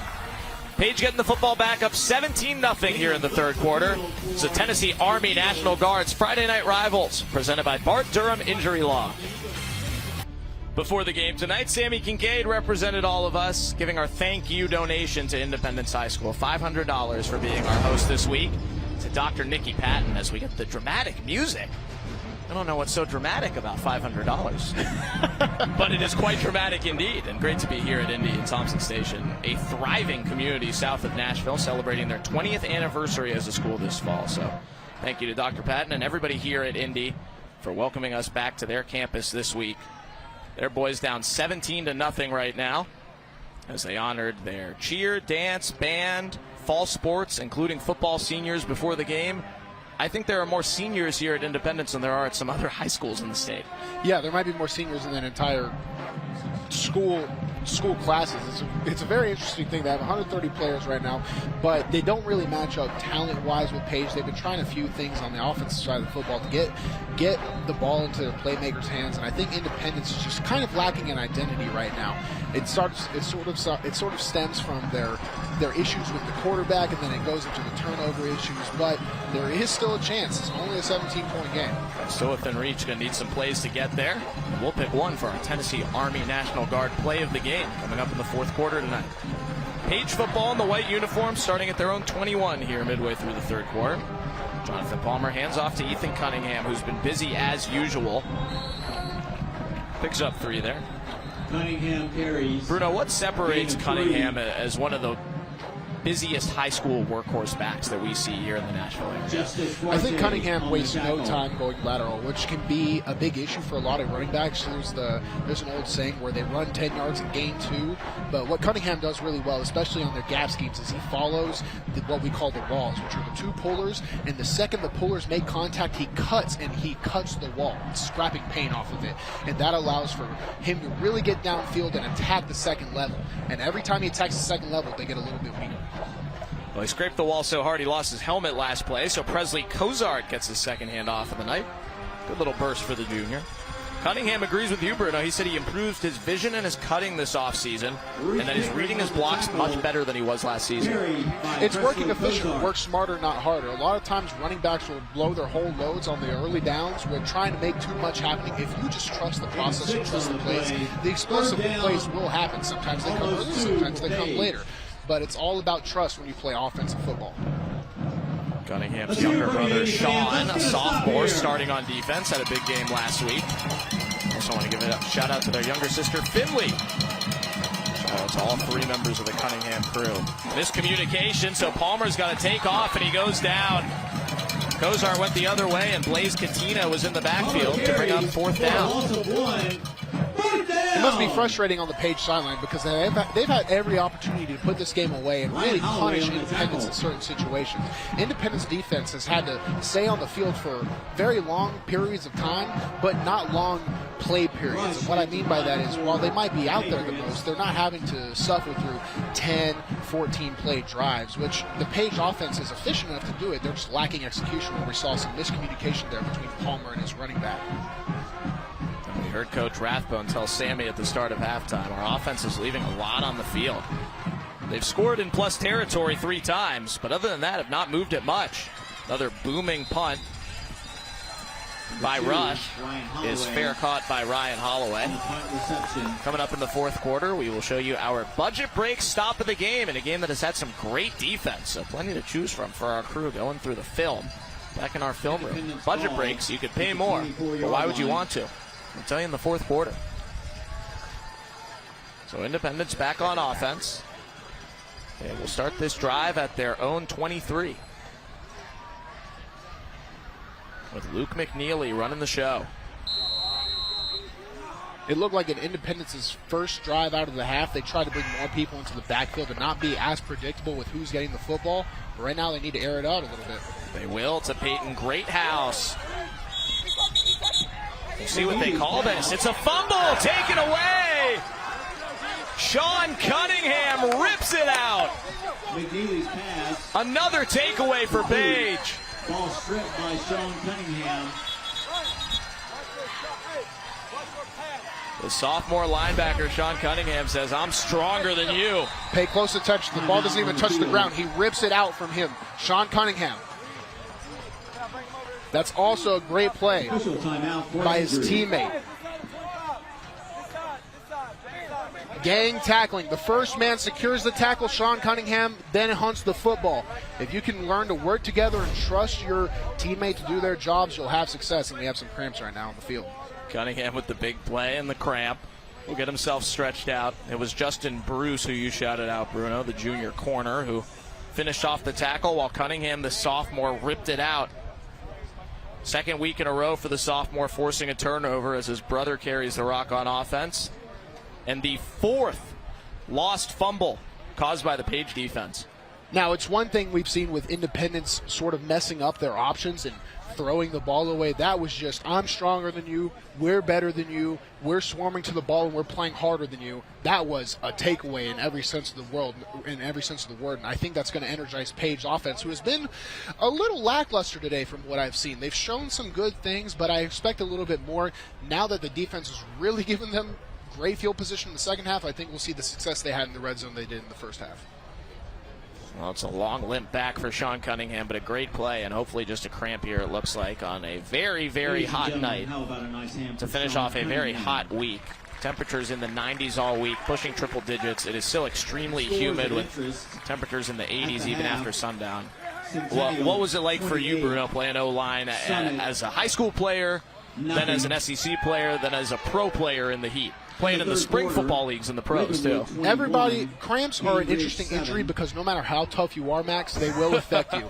As we got into the college and the pro level, we were better prepared with our bodies during the summer with certain hydration supplements and training regimens that cramps weren't necessarily as much of an issue that you see on the high school level, because these kids are all tough. They all play super hard, but I think you just don't have the resources to properly prepare your body for a 100-degree four-quarter football game. Were you a whole gallon of milk water carry around kind of guy? Absolutely. I was killing it, Max. You don't get that. You don't get as big as me and not do those things. Page with the football back after their fourth takeaway of the game. Sean Cunningham stole it. Ethan Cunningham, the first touch on offense. Everybody knows the famous Texas Longhorns urination chart. You're a bad teammate. A classic football meme. I imagine many coaches around the area were referencing it this week. That's a tough one because you can only hydrate so much, Max. I'm telling you, these kids are all drinking water and doing their best, but it's just your body cannot be prepared until you come out and get that week 1, that week 0, that week 2, and then it'll acclimate, but you have to just pay your dues. Because of the heat, these teams practice at 5 a.m. all week here in Wilco. Ethan Cunningham moving guys around with a solid gain on second down to bring up 3rd and 4. Gain of 4. Great run by Ethan Cunningham here. Watch right here. Ethan Cunningham keeps his eyes on his pullers, hand on the back, and the second he feels that puller shoot laterally, he shoots up, and that allows him to get a really efficient gain and get a good hit on the independent second-level defenders, the linebackers. So that way, when they feel him come again, they're not going to be as eager to fill that gap. 15 carries for just 33 yards, but they've been very hard-earned for Cunningham, who scored Page's second touchdown. Everything runs through him. They throw this time, and the pass is intercepted! Eli Bowman with the pick for Indy. Flag comes in on the return as he's brought down by Weebush. But the pick will stand, and Indy has their biggest play of the night. Power picking off by Eli Bowman.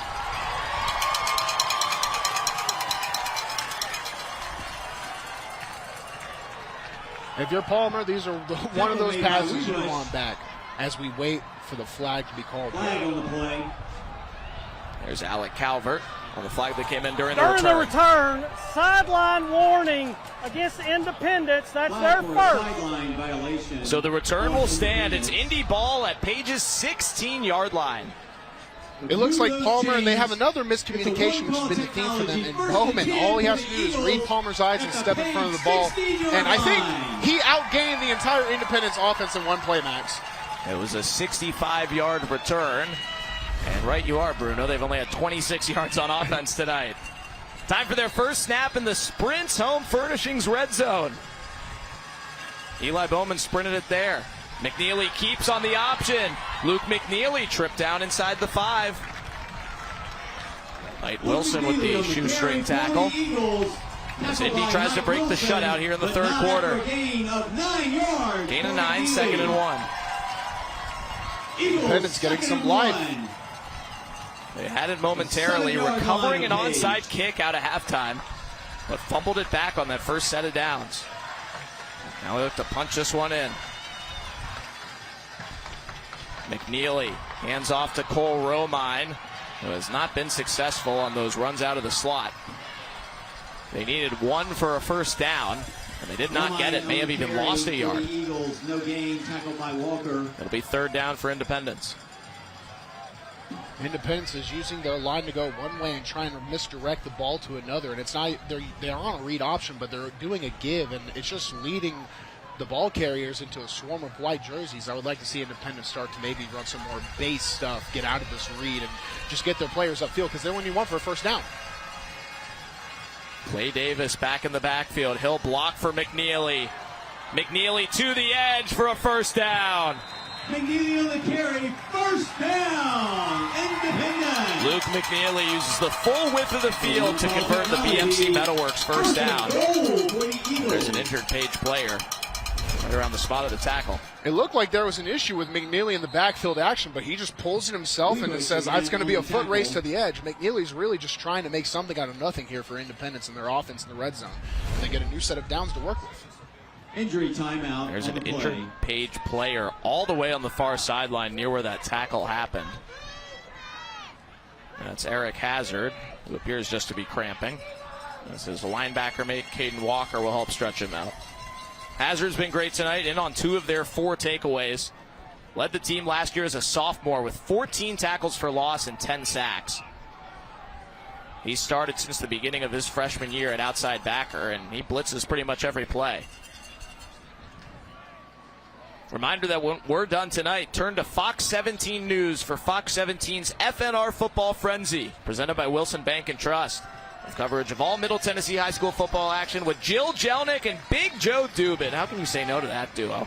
Fox 17's FNR Football Frenzy, presented by Wilson Bank and Trust, who is proud to sponsor our local schools and student athletes both on and off the field. They are on from 9:30 to 10 on Fox 17 and also 10:15 to 10:30. But first we got what Independence hopes is a big finish here. Somebody's got Houston Upchurch's big smile in the student section too. Shout out to Houston, our scholar athlete tonight. The right tackle for Independence. He is the student body vice president, also the senior class vice president, I should say, and he's also in the chess club. That is scholar athlete material right there. Respect, love chess. 1st and goal after a BMC Metalworks first down. Misdirection on the handoff to Peyton Greathouse. He's close. And he's short. Down inside the 1. It'll be 2nd and goal for Indy as Greathouse got him close. It looked like there was about 15 moving parts in this play with 11 players. You see that backfield, there's 4 people at the ball mesh. Greathouse eventually gets the ball, takes it up, still has to fight through 3 blockers. You see the knee goes down right there, right before he can extend it over. Sean Cunningham saved the touchdown. It's now 2nd and goal. McNeely hit and dropped. Brendan Ains with a huge TFL after Gabe Varney got there first. Varney on the tackle for Page. If you attack Independence at the mesh, you have a chance. You see right there, there's 2 jerseys in the backfield within half a second. The reads are supposed to take these players away, but Independence is really struggling to keep these players respecting the pools. So right now, Independence, they're just getting behind their own line of scrimmage. Varney in replacing Hazard after he cramped. The senior makes a big play. And now another Page player is cramping up. That is Brendan Ains, another one of those star linebackers. Getting stretched out before 3rd and goal from the 5-yard line. And this comes back to the issue of Page's offense not being able to stay on the field and really punish Independence for their mistakes. They've been able to get on the board, but they haven't been able to physically punish them for their mistakes, because now Page's defense has to stay on the field when really I think Page's offense could have been executing a lot better. Page's defense now has to swarm around, make a lot of plays, and it's going to catch up to you no matter what. Defense is a very reactionary style of football that you're just kind of full motor with all the time. If you're on the backside of a block, you know when to sort of give it up if you're on offense. But the Page defense is starting to feel the heat. Indy in the huddle after the injury timeout. Their biggest offensive snap of the night coming up here in week 2 on 3rd down and goal from the 5-yard line. 7. After an interception and a 65-yard run back by Eli Bowman to get him into the red zone for the first time. Luke McNeely by himself in the backfield as Indy tries to break the shutout. McNeely rolls left towards Steele Katina. Looks his way too high. 4th down. Still no touches yet on offense for Katina. Brings up 4th down. They'll bring out the field goal team. Independence was hoping that Page would sell out for that zone read action, open up some lanes for the receivers, especially Steele Katina, who pregame we said that he needed to get involved offensively if Independence wanted a chance to win. Now they have to settle for a field goal, which isn't the worst situation, being down 17, making a 3-score game. But when you get in this red zone, you really want to convert those touchdowns. 21-yard attempt for Landrick Majewski, the junior's first kick of the season is good. Indy's on the board, down 17-3 late in the 3rd quarter. You're watching the Tennessee Army National Guard's Friday Night Rivals, presented by Bart Durham Injury Law here on MyTV 30. The Indy Eagles are on the board in their home opener, now down 2 possessions at 17-3 in this Williamson County battle. My name is Max Erz, along with Bruno Reagan, Clarksville High School and Vanderbilt offensive lineman, former XFLer as well, Sammy Kincaid down on the field. This is week 2 of the Tennessee Army National Guard's Friday Night Rivals, presented by Bart Durham Injury Law. So you see the Wilson Bank and Trust scoring summary for running backs coach Dexter McCluster and the boys from Indy High. 7 plays, 11 yards after the pick and run back by Eli Bowman. And then a 22-yard field goal by Landrick Majewski, who had the onside kick that he took and recovered coming out of the halftime break. And now Indy is on the board here. Down 14 at home. There's Coach McCluster. How about the Indy boys, Bruno? They were running Oklahoma drills before the game, but not just that. The drum line was around them on the field in a circle, drumming during the Oklahomas. Conflicting feelings for me, Max, because I love the physicality. I love the drum. I love the energy they had. But the Oklahoma drills, it's obvious that the coaching staff for Independence thinks they need to bring in some ulterior training methods for this team to find some success, because I wouldn't do it. I wouldn't agree with it, but they loved it. Well, speaking of uncommon things, they've got both kickers on the field once again, just like they did for the onside kick earlier. And they will kick it deep this time. And Page will get a chance from a run back. That's McLean Copeland, their main punt returner. Tries the stiff arm, doesn't work. So good short kick by Lockie Barbera. On the return. Here on senior night. Tackle made by Kellen Lucas. We see some good special teams around here in Nashville. We talked about BA. They had a right-footed kicker and a left-footed kicker. They didn't use them last week, but Indy's putting on the show for us with the lefty and the righty. Now that you mention it, Natch, it's actually insane the level of Middle Tennessee special teams going on. I got to play in the Southeastern Conference, what's widely considered one of the, they say there's 3 divisions, NFC, AFC, and SEC. And we didn't have very good special teams. And these high school teams all have this loaded talent of returners, kickers, punters. It's very impressive. Page back on offense, and a misfire on the screen is incomplete. Coming up in the 4th quarter, we will tell you who our player of the game is, brought to you by Bart Durham Injury Law, Plenty of candidates tonight. Jonathan Palmer's thrown well for Page. His number one target has been Calvin Katarba, who leads everybody in the building in receiving yardage tonight. Plus those studs on defense, Eric Hazard, Brendan Ains, Sean Cunningham, Caden Walker. I mean, I could just read their entire defense. They're all candidates. There's Katarba, who had the first touchdown of the game. 4 catches for 46 yards and a tutty. Looks like William Weebush will be lining up. There you go, our first snap to Weebush all game. The junior running quarterback. But a whistle before he gets that first snap, and a timeout called by Page. Timeout, Page. That's their first charge timeout of the half. What'd you see with the look there? It looked like Palmer was having a little bit of, I'm not going to say injury, it looked like he might have had a cramp at the end of that screen, which is why he misfired. So they decided to take him out, let him get a breather, and get Weebush in and see what he can do. Well, Palmer says he's thunder and Weebush is lightning. Weebush ran for 6 carries, 72 yards, and 2 touchdowns last week in their overtime win over Giles County. They used both quarterbacks all offseason after both of them backed up Colin Hurd last year. They've got a role for both of them. They knew both of them were going to play and contribute a ton. Weebush may be their busiest player starting on both sides. And I don't think this is a bad thing. For one thing, Weebush is going to be in shape because he's playing on both sides. So it's not like he's coming out cold into this 100-degree heat into, a Page offense. I'm not going to say is struggling, but they've failed to meet the expectations, as you heard their head coach say when they were going out of halftime. Now they might get some new light. We'll see if they have any different play calls or maybe just some better execution going in to separate the score gap between them and Independence. As Coach Charles Rathbone told us at halftime, he wants some screens and to set up some shots here in the second half.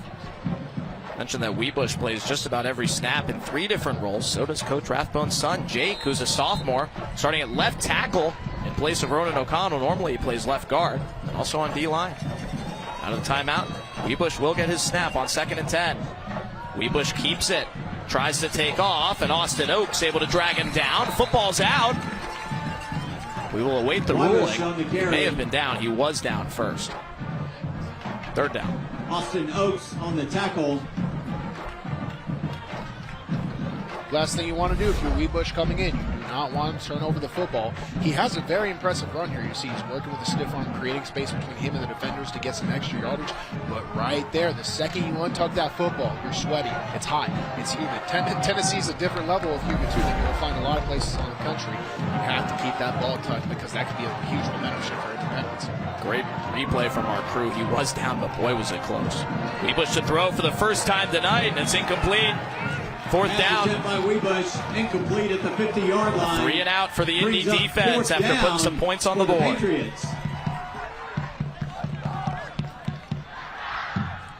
Independence Another defense. Second half They're playing pretty well. I would say Page's offense, they are miscommunicating a lot. You see Palmer early, him and his receivers were a little off field. There were some issues with run plays on important downs, but the Independence defense, for all things considered, they played pretty well too. So I have to give them props with their scheme and their effort tonight. Gavin Rush has to play a low snap. Indy's all over him, and they'll start in the red zone again. The Eagles take advantage, and Hunter Mullen with the tackle. Indy has hung around, and they're finally starting to capitalize. There has to be some sort of condensation on this football because from the snap to the retrieval, even right here, no one's able to get a good grasp of this football. It is very hot, it is very humid, and it is really starting to hit Page where it hurts because Independence, how many total yards of offense do they have? 30 or 40? 37. They have a chance to put this game within 1 score right now. So if you're Page, you're really kicking yourself in the butt right now. Indy did not have a snap in plus territory the entire first half. Every snap they've had in the second half has been in plus territory. Here's McNeely on the last play of the 3rd quarter to the end zone. There is a flag.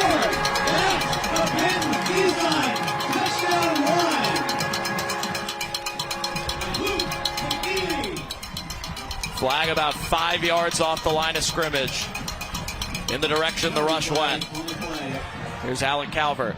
During the return, holding on the offense, number 7, 10 yards from the spot of the foul, still first down. It's against Steel Katina blocking on the edge. Check out Steel Katina as he comes into frame here on the right side of the screen. You see the white jersey absolutely pulled out. If you're Steel Katina there, you have to run your feet. There is nothing wrong with grabbing a jersey on the inside of the pads, but you have to run your feet and keep up with the defensive player. You can't pull and sit on your own butt right there. End of the third quarter. Indy down 14, but they've got the ball in the red zone. End of 3, page 17. Independence 3. Big fourth quarter coming up. Fourth quarter in a game that has only had 131 total yards of offense. But Independence is in the Sprint's Home Furnishings red zone with a chance to make this a one-score game if they can get their first touchdown of the night. They just had one called back. Indy in the blue, Page in the white. Luke McNeely pressured. Another flag comes in as he takes off once again. McNeely looking for the end zone. And again, we'll check the markers. He's marked down at the 1. Looks like Steel Katina tangled The up game's at the other run end to of the field. 1 yard line. Katina was blocking Justin Bruce on the edge. 2 players injured on the play, far side of the field. We will see if that has to do with the penalty or not. It happened very far away from the play on the William left edge. Webush on the tackle. Independence ball. And they're both cramping with inside 2 the 1 flags yard sitting near them. Page. It might be an offset situation. Referees are getting some water. They said, I don't want that to be me. Brandy Mangrum, one of the many athletic trainers over there at Indy, has been here since the school opened. We want to give her a big shout out. They named the training room after her today at the 20th anniversary pep rally. So big shout out to Brandy Mangrum and all of the students who have worked for her. 2 of her seniors helped us out this week. Ava Grace Diplock and Anna Kate King were honored tonight on senior night. So big shout out to them.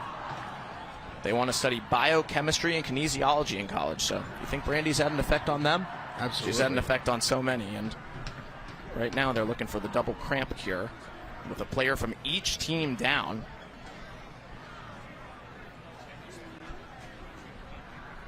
We're still awaiting the penalties. And Steel Katina is on his feet. Justin Bruce still down. Yeah, it might be something more than a cramp. We see Katina's right shoe is off, and he's still limping off of the field.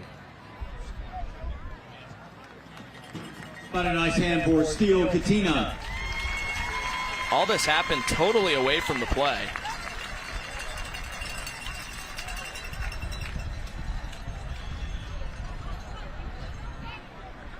The flags look like they were picked up off the field, Max. We'll see if the referees still make a ruling. Alec Calvert listening to his colleagues, and we'll get an explanation. Run, personal foul on the defense, number 13. Half the distance to the goal, first down. So the run counts. It'll be 1st and goal at the 1 for Indy. They say that Justin Bruce took down Steel Katina illegally. One of those unfortunate things on something that happened so far away from the play, it would have no effect, but now it puts Independence with a 1st and inches situation. Max, I got to tell you, I do not like these shotguns in these 1st and inches. Just get under center and run in, man. 1st and goal. McNeely hands to Torrey King. Touchdown, Indy! On the board. That's a big knee time. Touchdown! First ever varsity touchdown for sophomore Torrey King. Hugs from Dexter McCluster after he makes it a 1-score game.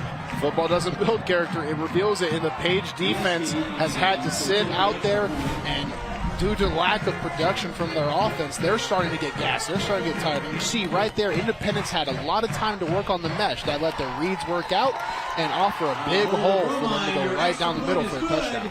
Landrick Mayeski makes the PAT, and it is a touchdown game. 10 unanswered here in the second half for Indy. Torrey King tweeted a video of him working out this summer. He said he's #McClusterFit.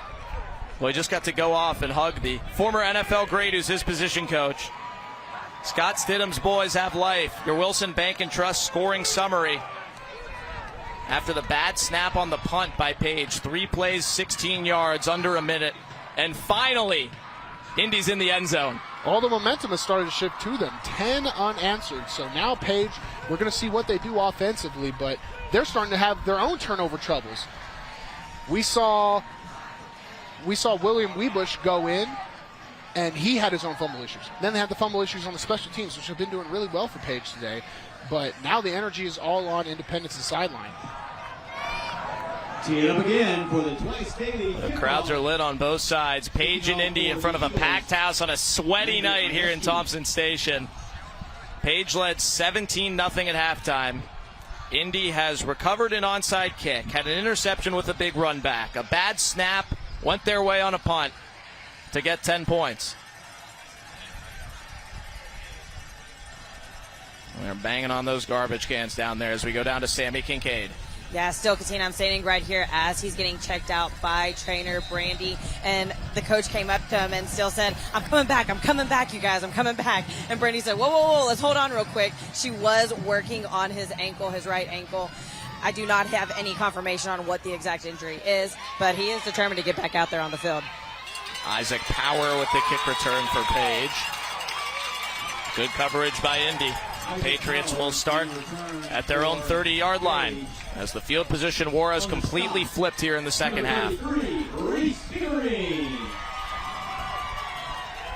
Reese Pickering did a really good job there. All he needed was an ankle grab, and the Independence team with new life is starting to swarm to the football. I expect to see a different energy level from their defense, who has still played, all things considered, well tonight, Max. Neither team has surpassed 100 total yards. We have had over 430 yards of punting on 10, honestly, really pretty punts. Somebody's coming away with a win in what has suddenly become a close one tonight. Less than a minute into the fourth quarter. Page's offense back on the field. And movement. Kyle Kowalski, the right guard, may have gone first.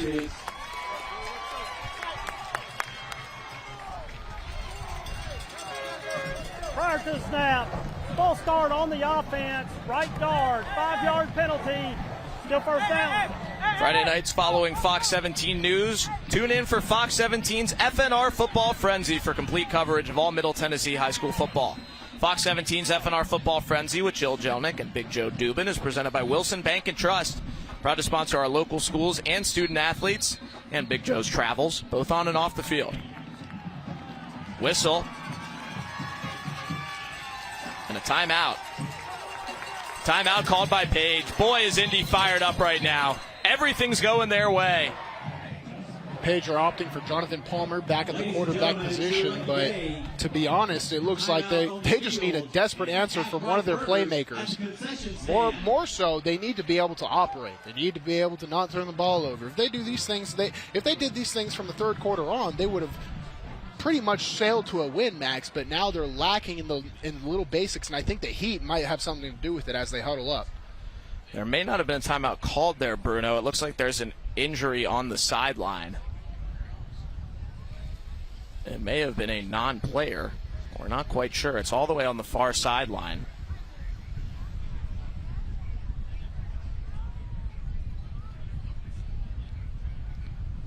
It does appear to be a Page player who's down.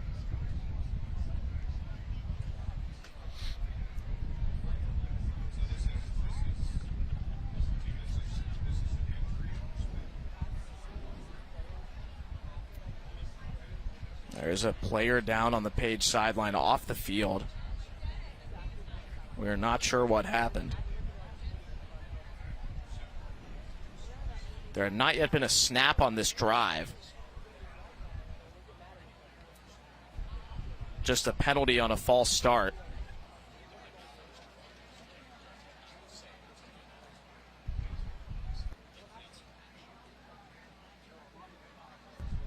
Could be one of those things, Max, where maybe on the kick return or in some sort of transition he might have gotten hurt and then just decided to go down when he got to the sideline and not make too much of a ruckus.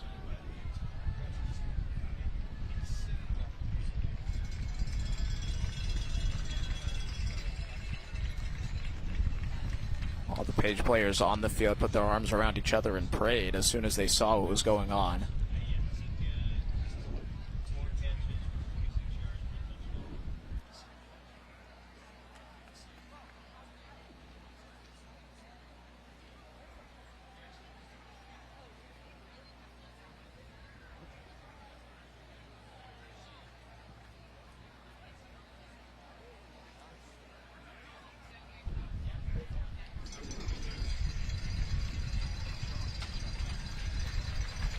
player is up. It's Isaac Power, who had the kick return, and it may have been exactly what you said, Bruno.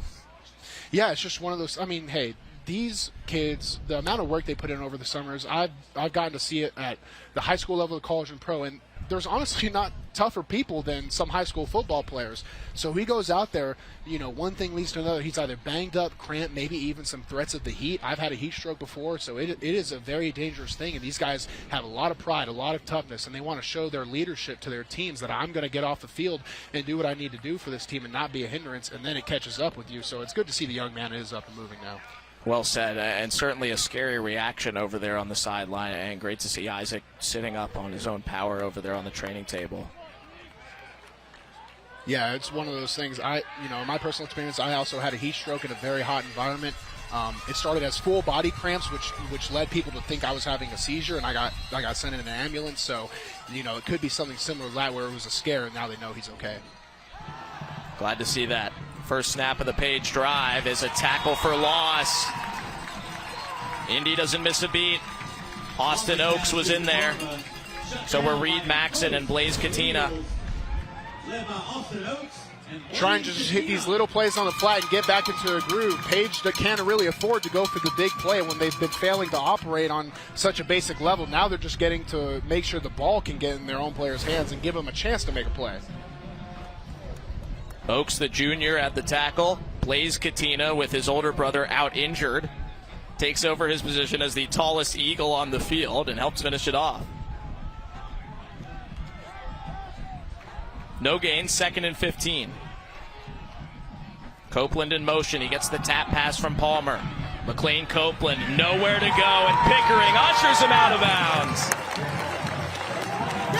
Independence has a deceptive 4-down defense. When you hear 4-2-5, you think big guys on the inside, you're going to have to rush outside. They're in a 4-down personnel, but with 3 down bodies. So what that means is they're a bend don't break. And if you try to attack the edges with those smaller bodies, they're faster. When you play lateral, you play towards this defense's strength right now. Pickering's had a great game, 2nd game of his senior season. That's a loss of 3 to make it 3rd down and 18 for the Pats.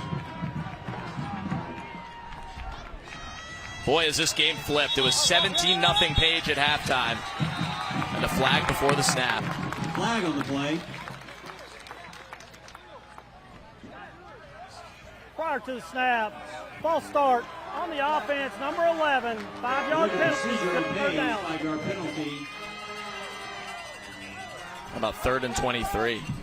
This game has not been explosive by any means, but it's been decisive. It was Page's game in the first half, now Indy's in the second. This is one of the most unique football games I've ever gotten to see, and that's just not saying that to say that on air. I mean, we're combined less than 200 yards, but it seems to be whichever team gets out of their own way is going to be the one that comes out on top today. Jonathan Palmer on 3rd and Leaper's Fork. Lets it fly for Page. Incomplete. Palmer's 3rd down pass. Superman breakup on the sideline by Eli Bowman, who had the pick earlier. I'm not saying he's player of the game, but he's really come up clutch in important situations. This was a great pass by Palmer, and Bowman gets up and gets a hand on it. What would have been a surefire completion and field flip. Now Independence, that saves them from not having to start on maybe their own 10 or 20. Now they get to start on their own 40, maybe even 50, depending on the return, Max. Allow me to correct myself. That was Cole Romine on the breakup, who we've mostly seen on offense tonight. We'll see if Gavin Rush gets the snap he likes. This time he does, and he gets off another kick that counts. Returnable, but a fair catch by Holloway. And Indy will start at their own 42. 42-yard punt. On a night where the punts have been good. The offense has been not so good. The defenses have been great. But all of a sudden, Indy has the football in a good starting spot in the 4th, a chance to drive down and tie the game. I think that last punt shows the mindset shift that has sort of gone on in this game. He called a fair catch when it might have been returnable for a yard or 2 yards, but Independence is cutting out the mistakes. They're cutting out the things that were killing them earlier, staying in the backfield, and now they're giving themselves a chance to play football rather than do too much. They're just doing their jobs. First snap for Indy goes to Clay Davis, who had not touched the football since he fumbled on the first play of the game. He's their junior starting running back who had 16 carries last week against Oakland. They used 10 different players to carry the football in the first half, Bruno. They've consolidated that here in the second half, and Davis is now back in the mix. I think that consolidation, and they knew what was happening going into the game, that they might have been out-talented, so they wanted to see where they might have had the most success, and now they have a general idea of what they want to run and who with. Now you'll see them really nail down on the things. McNeely keeps it and flips it to Braden Needham, who's close to the first down. Knight Wilson stops him. To break Needham. And it is a first down. Tackled by Wilson. But Needham says, talk your talk. That's a first down for the Indy Eagles. The option works, it looks good. Right here, he flips his last at the last second with a properly aimed pitch, and they get up the field for a first down completion, and now they're on the Page side of the field. It's good for a UA local 572 first down. The premier trainer of workers in all aspects of the piping, plumbing, welding, and HVAC industries. McNeely pitches again to Peyton Greathouse, who leaps him in and falls forward to the 40. Hudson Amison back in the game with that right arm taped up. Saw Peyton Greathouse go right on over him. A great play right here. Quarterback keep pitches off the play fake, and Peyton Greathouse is one man away right here from being gone. Gain of 8. Second down and 2. The spread option is working for Indy here in the second half. Needham in motion. They hand it to Clay Davis up the middle. He's got a first down. Davis on the carry. What is different in the option here in the second half? Well, they're not fumbling the football, and I think there's just life in the Independence. One thing that is most important from a football perspective is Page's defense has had to really be on the field more than they should have been, and now they've lost the energy. When we were in the first half, Max, we saw Page's defense attacking the mesh and attacking the flat on all angles and a lot of gang tackling.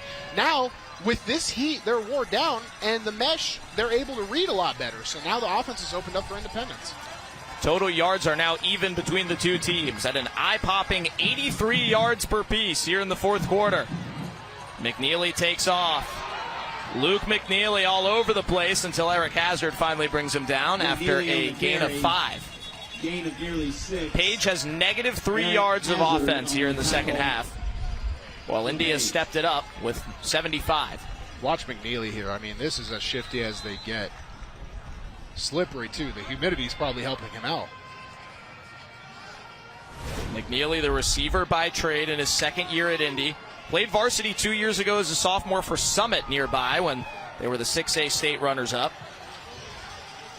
Won the competition to play quarterback. He's not a quarterback by any means, but he's an athlete. He's shown it here in the second half as he gives to Clay Davis for another first down. Clay Davis on the carry, up the middle for a big gain. The Eagles are awake. Great read by McNeely, great run by Davis, but you can see the Page defense here. They have no idea who to attack. They're attacking different people. They're not gang tackling as much as they had been. So on top of Independence really bringing the heat and executing very, very well, Page's defense is also losing their edge.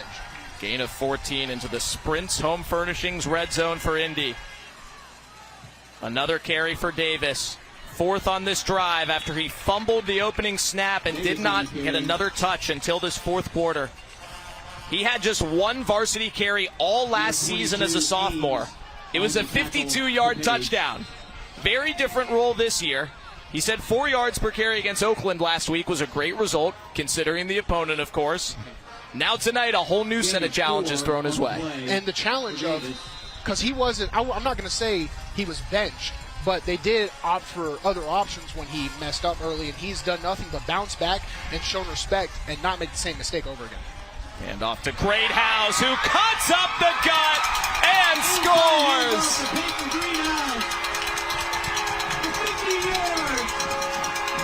Peyton Greathouse with the Hiller Plumbing, Heating, Cooling, and Electrical touchdown. Indy's an extra point away from tying this thing up. Watch the Page defense just open up. I said earlier there was holes that I could run through. That hole me and Max could hold hands and run through. If you give Greathouse that much room to work, he will turn it into an explosive play, which is exactly what we see with the touchdown. Majewski hits the extra point to tie the football game. It was 17-0 Page at halftime. Now it's 17-17 in the fourth.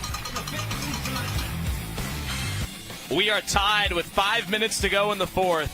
There's Steele Katina, who was hurt on the last drive for Indy. He's got crutches, but it's not going to stop him from yelling at his boys and firing them up after Peyton Greathouse scores a 15-yard touchdown. Wilson Bank and Trust scoring summary.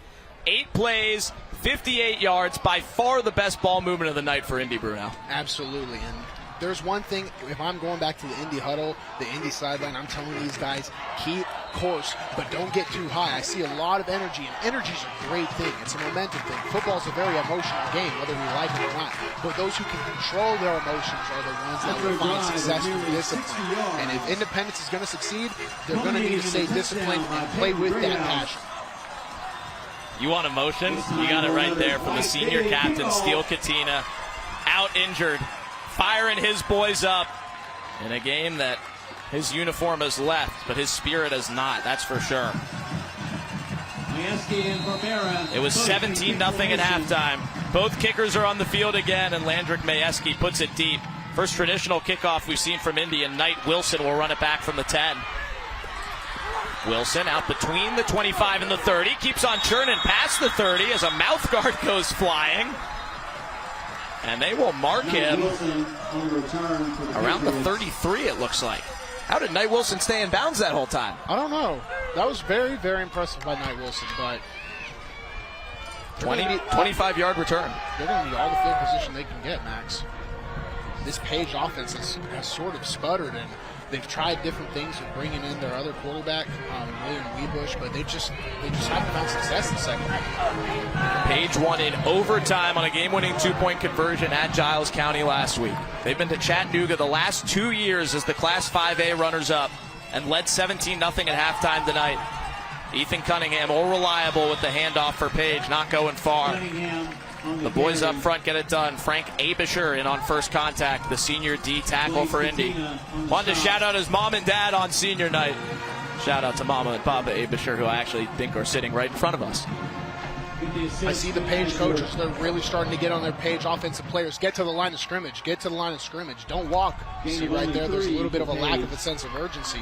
Because if Page wants to win this game, I think they have to play a 4-minute offense, which means they go down, control time of possession, and give Independence no time. Another one for Ethan Cunningham with good blocking to set the edge. But the ball's out. He was down first. First down, Page. Cunningham on the carry for Page. Indy got on it, but Ethan Cunningham was down with a first down. Great job by Cunningham. Watch him scrape this wall. Log block right here. Great job by Independence to punch that ball out, but he was able to get down. Take another look at when his knee hit down and when the ball came out. He was just barely down. Fumble almost forced by Cole Romine. First down. Another touch for Cunningham. You said it, Bruno. 4-minute offense here. Sticking with their most reliable and trustworthy player, the senior running back, Ethan Cunningham, in a tie game. Yeah, when you play a 4-minute offense, you want to use all your downs. Where they were opted for sometimes for Palmer to try and go deep, you want no wasted downs, Max. You want every single down to chirp off the clock. And if Independence, if this is very successful for Page, when we get to the 30, the 20, Independence might have to start burning timeouts just so they have time left to execute their own offense. Because it's a rushing offense, and Page knows that. Charles Rathbone, the head coach on the Page sideline, former offensive lineman at William Blount High and Carson Newman University. Sees a penalty against his big boys up front. Prior to the snap, false start on the offense, number 55. 5-yard penalty, still second down. Back it up 5 more. The all offensive lineman isn't happy, and the young man to his right, Ronan O'Connell in the black t-shirt. Their star O-lineman, Clemson commit, out injured, wearing his Luke Combs concert tee instead of his pads in number 72. Cunningham again, right to midfield on 2nd and 13. We'll make it 3rd and 6 for Page. I got to tell you, Max, this Page offense is moving much, much slower. You're seeing a lot of hands on hips. You're seeing a lot of walking to and from the line of scrimmage. Now it's playing really well to Cunningham's read and patient style of running, so they're very lucky that he is a very poised running back right now. but they really need to convert this if they want any chance of beating Independence right now. The momentum is shifting. Cunningham on 3rd and 6 has no chance. Indy's front 7 takes care of it, and it's 4th down. Tell him, Braden Needham. They opt for their counter. You see the guard pull, you see the halfback pull, but Cunningham tries to get up the field, where I would agree with that sort of decision-making on a 2nd or 3rd yard play, but they were in a 6-yard play, so he doesn't follow his blockers and tries to effort it up the middle, and they really don't convert. Now Independence is going to drive to win the game, Max. Hunter McDuffie with the tackle up front, then a whole lot of his buddies joined him. How about the big D tackle with the stop? They only played 2 true D linemen. He was right there in the middle. Yeah, it's very impressive, because when you're those big guys, you're only asked to eat blocks because it's a 4-2-5. So those 2 down linemen with you on the edges, those aren't linemen, those are linebackers. It's really a 2-4-5. All you're asked to do is eat blocks so those guys can make the tackles. When you're the one making the tackles, it shows where the pace of the game is, and it's all on Independent side. An incredible turnaround in this game by Indy. They were down 17-0 at halftime, have held Page under 20 total yards in the second half while kicking their offense into gear and putting 17 of their own on the board. It has been a sweaty night for everybody here, but boy, has it been fun. A great Williamson County crowd, as always, on a high school football Friday, has brought it for both schools. Gavin Rush punts for Page as Indy gets the football back in a tie game. Ryan Holloway yells fire, and the Patriots will down it inside the 10. Pivotal drive coming up. 2:21 to go. Tell your friends we got a big game on Channel 30. Page 17, Indy 17, here in Thompson Station. Tie ball game with 2:21 to go here in Thompson Station. My name's Max Hers with former Clarksville High, Vanderbilt, and XFL lineman Bruno Reagan. Sammy Kincaid on the sidelines. Our Week 2 game of the week has become a great game.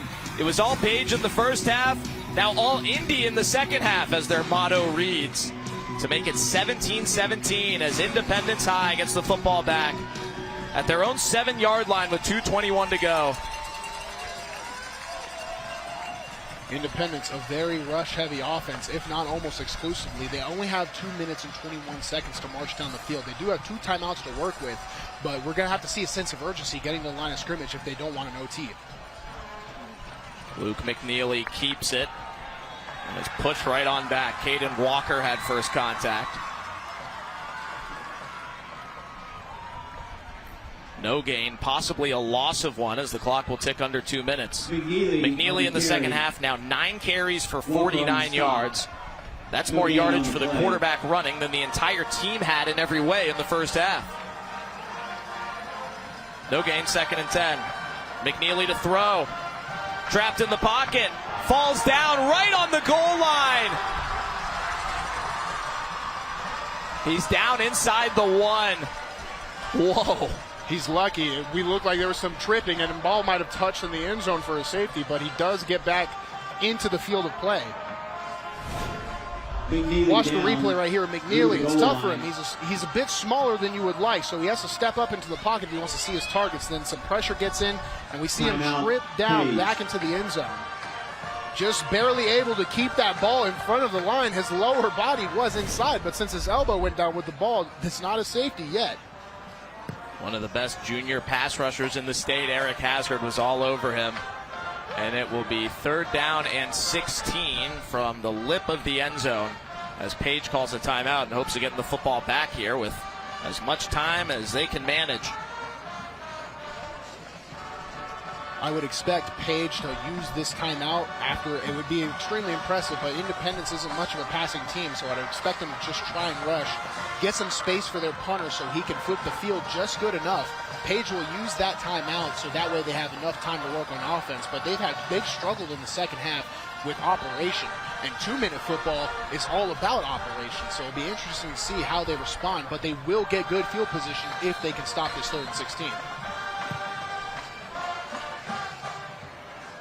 Independence expected Cody Pagach to be their quarterback this year. Now he's at Alcoa. Luke McNeely, the senior athlete, became the QB. He's been the engineer behind this second half comeback, running their spread option. Now he's in his own end zone in a tie game with under 2 minutes to go.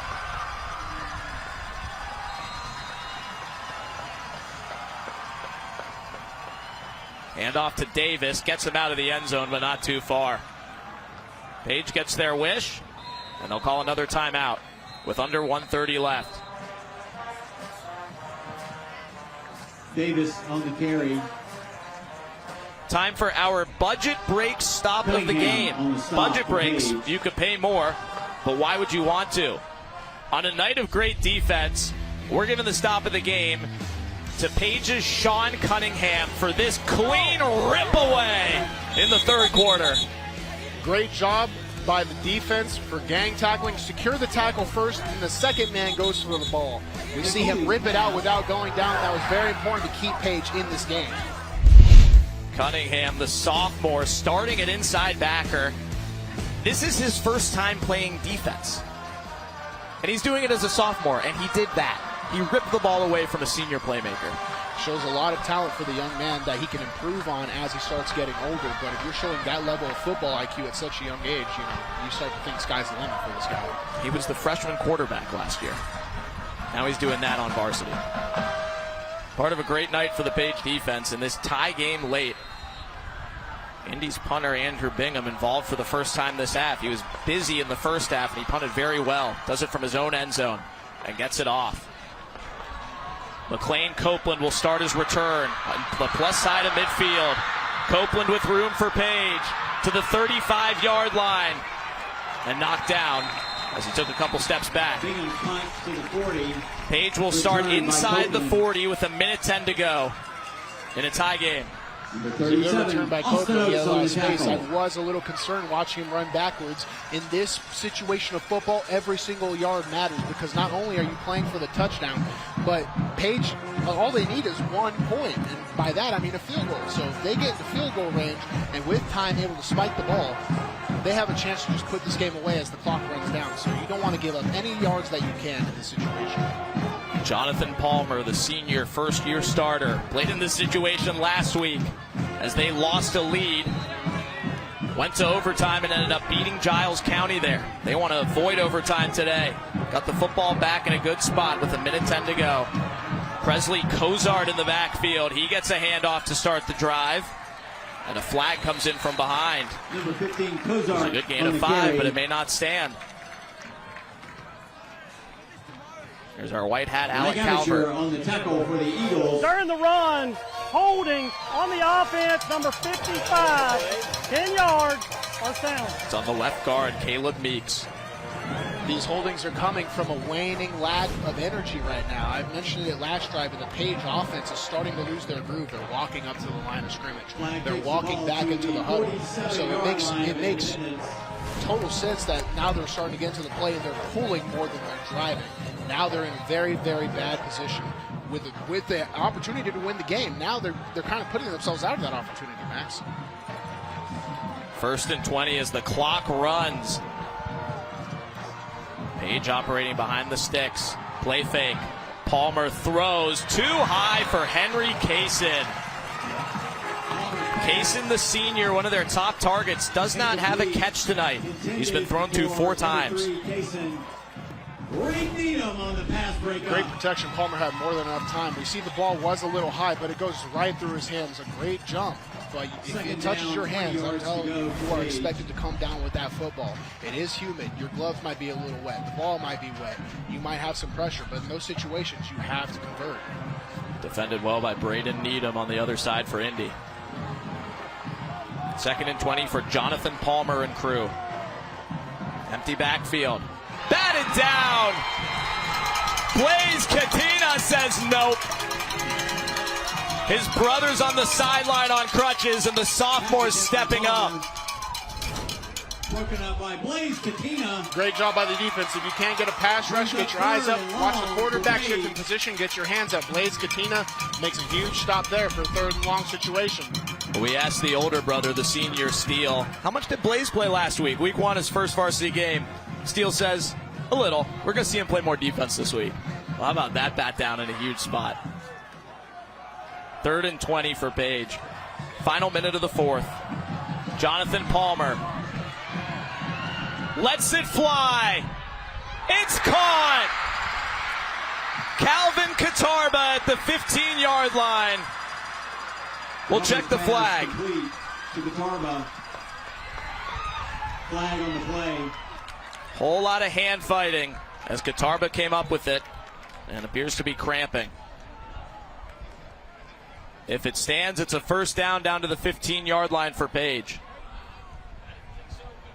It'll be interesting to see this call. There was a lack of urgency from Page converting that to get down and spike the ball.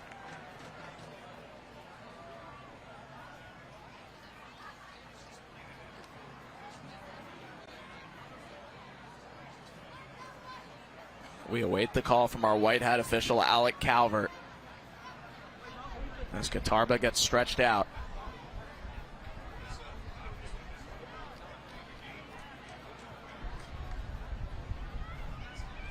Injury timeout. Maybe waiting for Katarba to get up. Building some suspense before we get a call that is going to tell us what direction these final 30 seconds are going. And they're backing it up. Yeah, we didn't get a call, but it looks like everyone else kind of knows where it's going. Katarba is up, but it looks like his catch will not stand as Page is headed toward the wrong end zone. It's going to be offensive pass interference, looks like.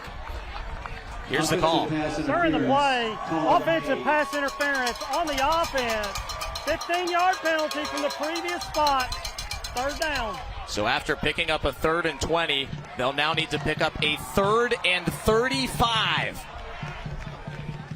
I think this is one of those where you just get the ball down, force Independence to use a timeout, because with Independence's style of offense, they're not going to be able to cover a lot of ground within a short amount of time and take this to overtime. The clock will run.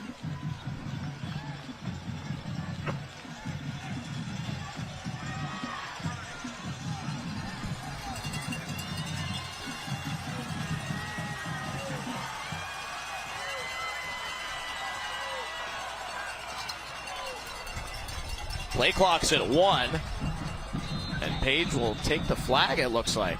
Indy may have called a timeout here.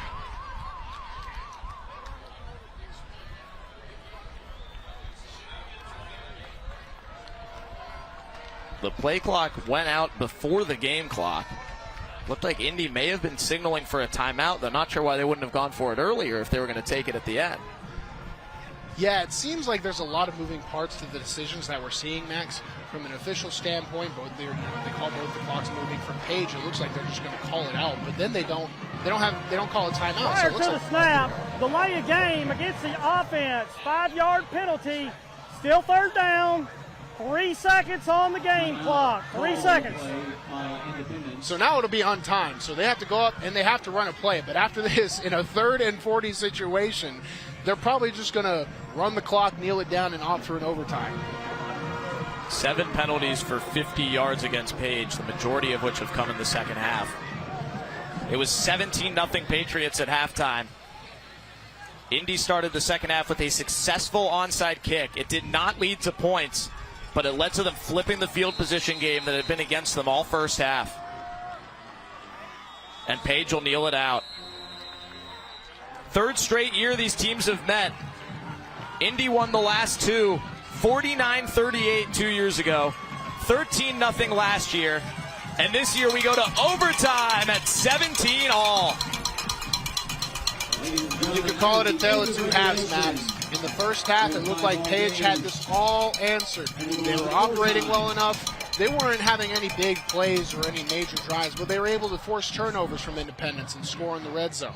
Then Independence comes out in the second half and just breathes new life into their rushing offense. It looks like Page's defense wasn't able to get off the field enough, or Page's offense wasn't able to stay on. Now we're going to see who wins the overtime. Indy head coach Scott Stidham has gathered the boys around, talking to the entire team. Gives us a chance to look at the Tennessee Army National Guard play of the game tonight. At least the play of regulation. How about this? Right out of the halftime locker room, Indy put both of their kickers on the football field. Landrick Majewski and Lockie Barbera Majewski kicked the onside kick. Andy recovered it. And like I said, Bruno, that play didn't lead to points on that possession, but it set the tone for the way the entire second half was going to go. That's a great point, Max. That was a change of mentality from Independence, from the coaching staff to the players, that we're not out of this game. Because if you heard at least my commentary and my analysis of the first half, it was like Page has been underperforming, but they're still up 17-0. That's kind of counting Independence out. Independence wanted to show there's still life in us. We still have a chance to win. And even though that drive specifically didn't convert into points, it showed they weren't going to stop fighting. A big character moment for this Independence team. And to overtime we will go. It is the second straight week that Page has been to overtime. They scored and got a 2-point conversion to beat Giles County 35-34 last week. Let's go down to Sammy before OT. Hey guys, Coach Denham was just saying to his team, the message is, we got to fight. You got to fight. You got to fight. They're really trying to play right now in front of that student section, and it's a no-brainer. It's loud over there, but the message is they have to fight. Going along with that hashtag all Indy. Don't want to play at Indy, but for Indy. He keeps emphasizing on that. High school overtime is awesome. You start at the 10-yard line. Both teams get a possession. Both teams get a timeout. And you play a college style. Sort of a shoot-'em-out style. I think this style would favor Page from a schematic standpoint, but all the momentum is in Independence. What worries me is that Independence team that we saw fumble the ball is still there. So while they have the energy and they have the passion. Time for our overtime coin toss. One player out there per team. Jude Scott for Indy, Jonathan Palmer for Page, and let's listen in if we can with Alec Calvert. Defense or the end of the field they want to play on, okay? Yes, and then the other will choose the remaining choices. You're still the visitor. You're still going to call it. What you going to call? Tails. What'd he say? Tails. Sure did. Here we go. It is heads. It is heads. You want calls. You want to go on defense. Well, I know you want to go on offense. Which side? Which end we going to play on?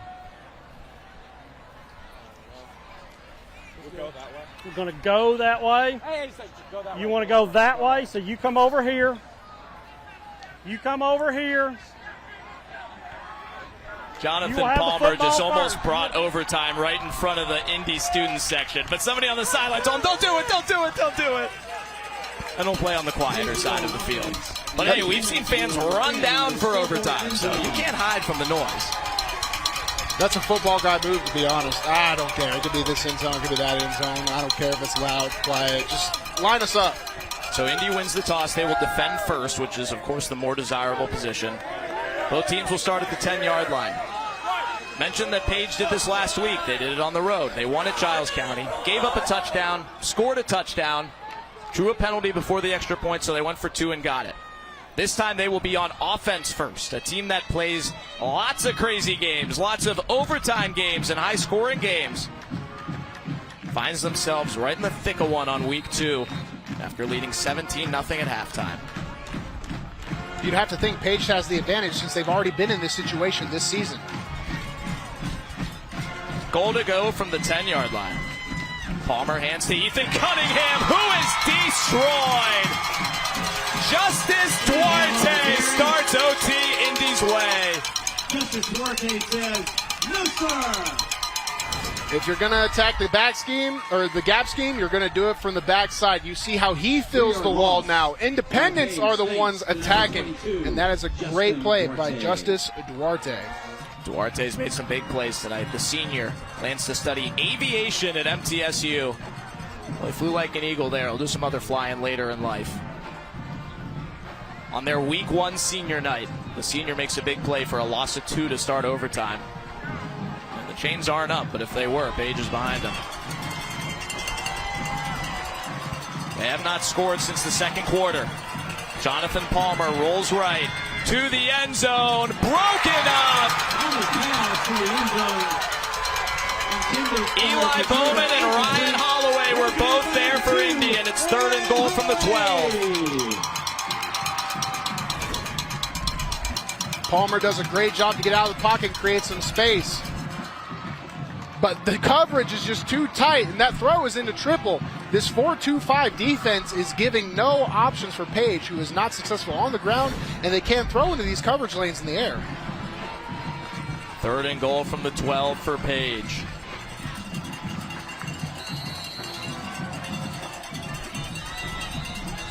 And the top of this overtime, and the Patriots call a timeout. Bruno Reagan, if you're Charles Rathbone and this Page offensive staff, what are you dialing up here on 3rd and goal from the 12? I think you got to trust Palmer to be able to make a big-time play to one of your big-time players. And it could be anybody. It could be Katarba. It could be Powers. But you have to trust your big-time players. You're not in a rush situation. We all know it's going to be a throw. But I think you have to leave it in Palmer's hands here. Page uses their only timeout of the first overtime, so you get one you can use on either offense or defense. Page in the top half on offense, as Indy has pushed it. Scott Stidham in his 2nd year as the Indy head coach after starting the program at South Gibson and making them one of the best AA programs in the state out of West Tennessee. Comes to Williamson County, comes to the Nashville area, looking to build up this program. This would be a heck of a win for him and a heck of a comeback for a new head coach at a program that they hope is on the rise soon. His first time coaching the Indy Eagles on TV. His crowd is making some noise as usual. 3rd and goal for Page. Palmer has an open man. It's Calvin Katarba.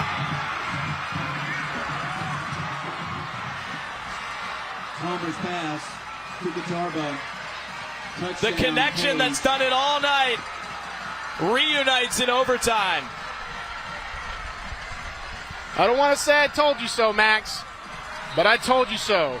Palmer to Katarba as the game started with their first red zone connection. Now it potentially ends with that red zone connection. Cannon's extra point is good. Page gets their touchdown on 3rd and goal from the 12.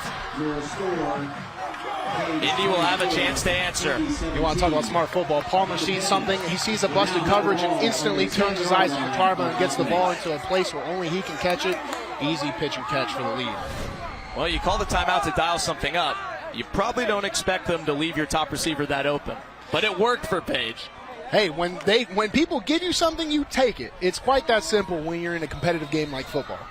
It's a Hiller Plumbing, Heating, Cooling, and Electrical touchdown. Second time tonight, Jonathan Palmer to Calvin Katarba, senior to senior, and now Indy in the bottom of the OT needs a touchdown to extend it. Braden Needham on the handoff. Gets maybe a yard before Caden Walker slings him down. Number 5, Needham on the carry. Page's offense showed up for the first time in a couple hours. Now it's the defense's turn. Absolutely. This is a defense that's very worn out, Max, but I think they can give you one good OT. Give me 4 good plays and secure us this win. Your Wilson Bank and Trust scoring summary writes itself in overtime. No time on the clock. Took them 3 plays to get their 10 for Page. Now Indy has to do the same. They were down 17-0 at halftime. Came back to force OT. Clay Davis doesn't get much on the dive. It'll be 3rd and goal from the 8 for Independence. On the carry for the Eagles. 4 down territory, of course. What do you look at on 3rd? I think you have to go into these full situations. What I mean by that, you see the quarterback and running back have an option.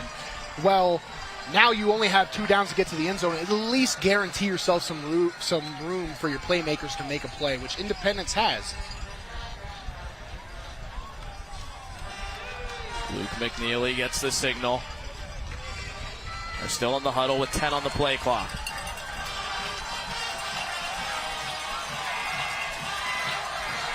Empty backfield. McNeely is sacked. Brandon Ains. McNeely sacked on the play by number 22, Brendan Ains. Indy will have one more play from the 15 after the Page defense comes up big again. McNeely, it's one of those things. You have to get the ball out. You see he has an option. He has 2 options, and it might not be in the end zone where he wants, but you can't give up yards in this type of situation. I think that's just, a more underclassman or rookie kind of mistake when you're in this part of the game. Brendan Ains with the big sack, the junior outside backer who says colleges are telling him he's probably going to play inside at the next level. Big number 22 got his first Power 5 offer in May from Indiana University. Their D coordinator, Chad Wilt, was there to talk to Ronan O'Connell, who had not yet committed to Clemson. And they called Brendan Ains into the weight room. Their D coordinator, Chad Wilt from IU, talked with them about everything other than football. Then said, you want to play college football? You have an offer from Indiana University. He just made a big play. So now last chance for Indy. Steele Katina out injured, talking him up. The senior on crutches watches his boys go out there without him. On a do-or-die play from the 15-yard line in overtime.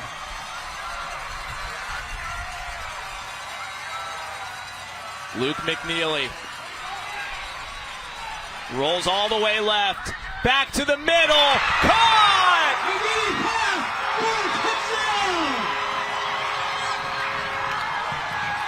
Luke McNeely to Braden Needham. Somehow finds the end zone on 4th and goal with the game on the line.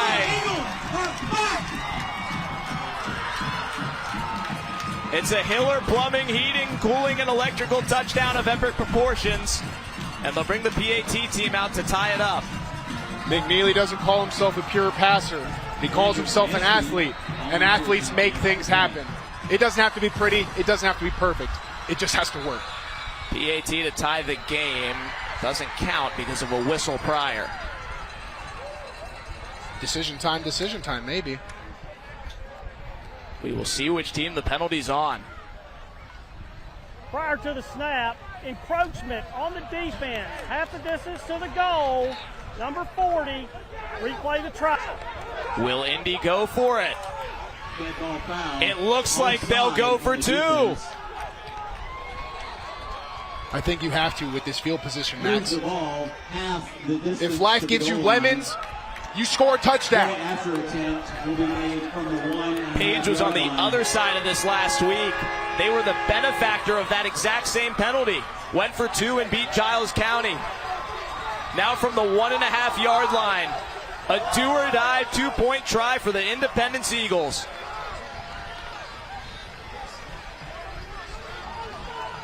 Play clock is at 15, and they do not have a timeout. The whole team huddled on the sideline with head coach Scott Stidham. Play clock's running at 7. They're not yet at the line. 4, 3, 2, 1. They didn't get it off. Play a game against the offense, number 8. 5-yard penalty, replay the try.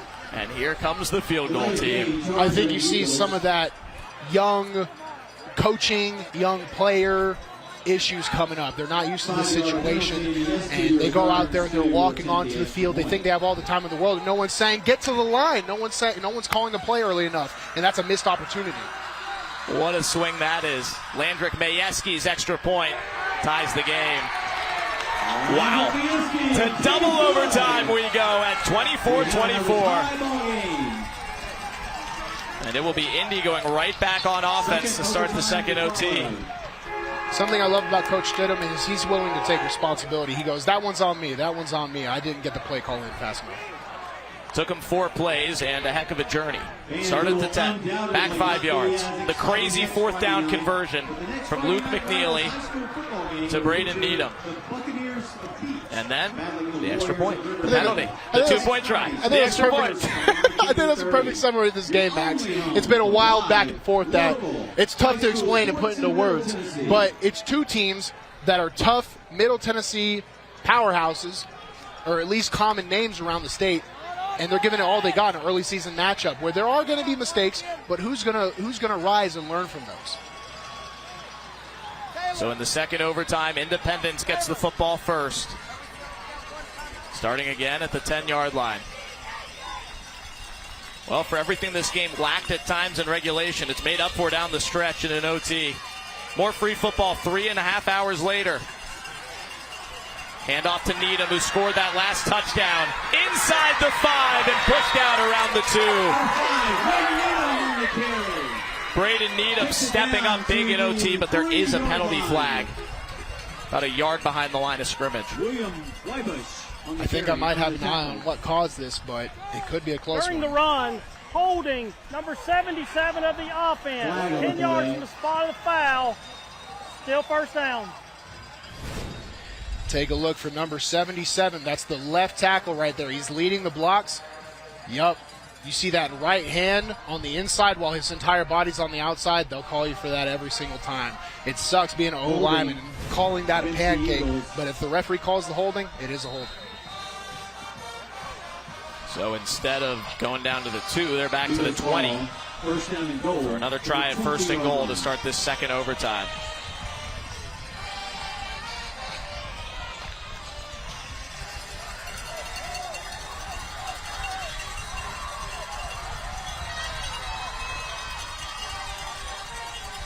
McNeely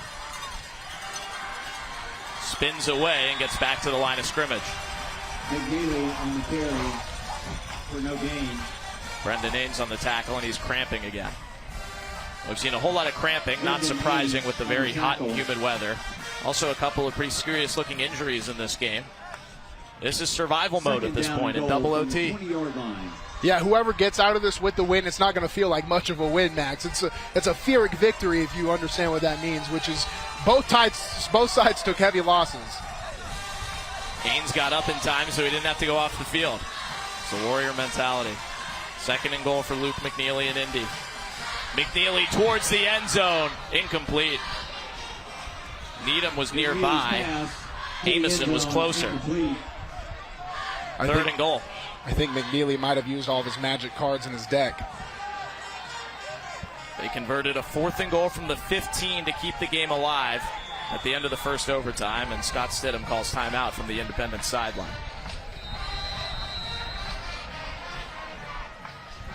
Well, Luke McNeely told us this week that Independence doesn't have the size that the other Williamson County teams, including Page, have. They have 130 players, freshman to senior, but they don't have too many big guys. So they have to use their athleticism, and he said, make the defense wrong. Use our brain instead of our physical attributes.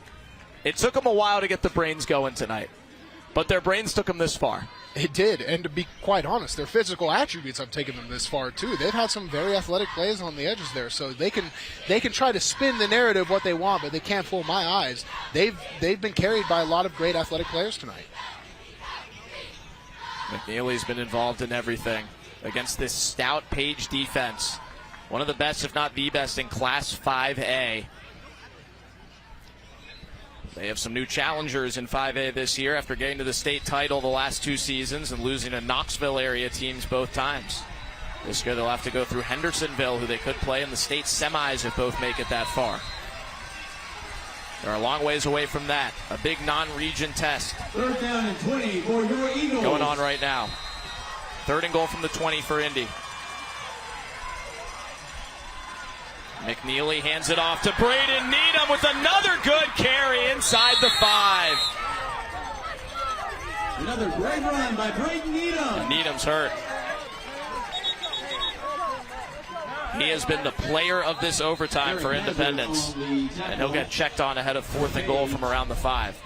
What a play call here. Just a simple end around. Get your playmakers in space, and Needham gets out in space. Thankfully, when you get out in space, you have the risk of those holdings, but everyone holds their blocks well, runs their feet, and they convert 18 yards on a 3rd and 20. William Weebush got him with the right shoulder, like in the sternum area, as he'll be helped back down the sideline where he went out.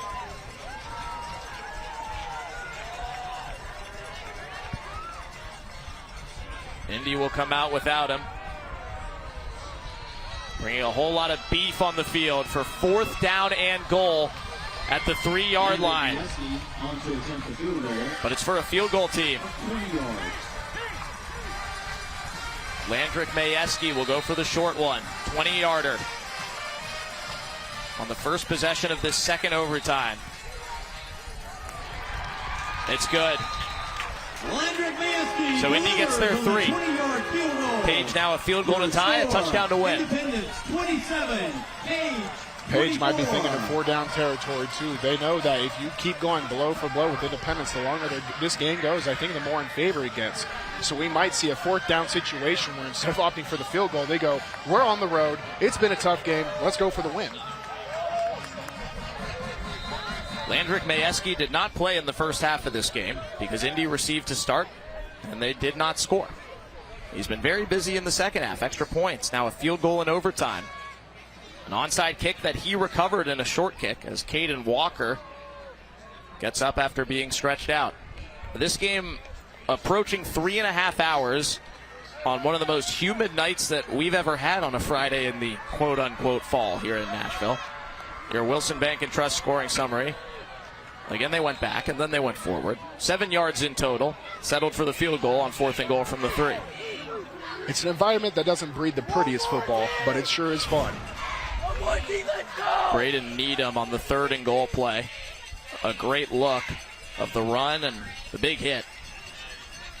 You see right here, this is where Needham gets a little injury. Looks like he's going lower body. Maybe a misplan on the hit. Needham would be in at corner here on defense, and he is in. Number 5 going to the top of your screen. One of the many Warriors on the field tonight. Page can win with a touchdown. Jonathan Palmer to Ethan Cunningham on the screen pass, and Cunningham's hit by Reed Maxson. Gain of 2. Reed Maxson's been a bowling ball in the middle tonight for Independence. I think Maxson might have been the only thing. You see right here, he's tied up, and then he sheds the block. That could have been big yards for Page. Instead, just a gain of 2.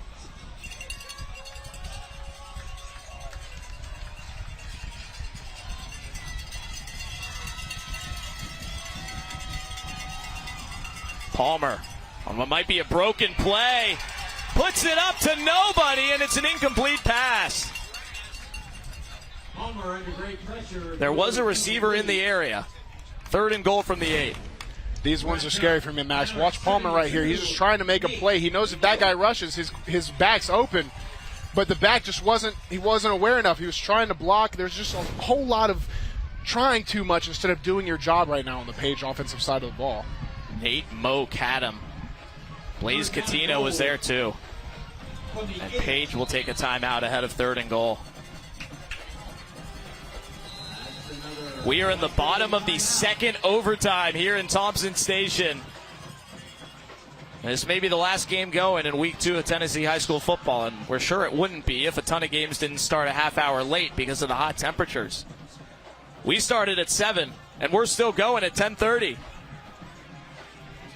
Scott Stidham's Indy Eagles going toe-to-toe with Page, an in-county rival. Both of these coaches said, we want to play as many Williamson County schools in non-region as we can. It's good for everybody. It's good for the teams. It's good for the crowd. It's good for the student body.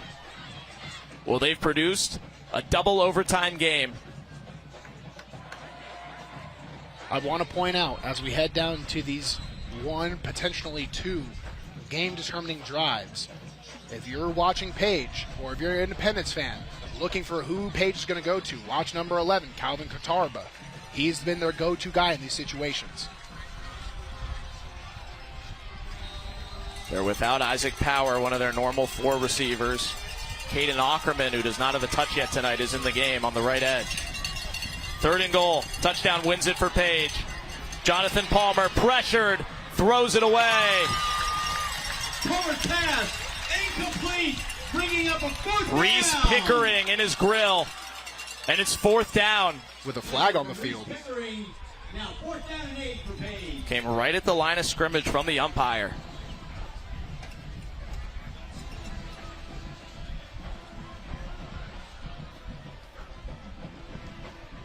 I didn't see what happened, Max, but it looked like it was thrown after the play.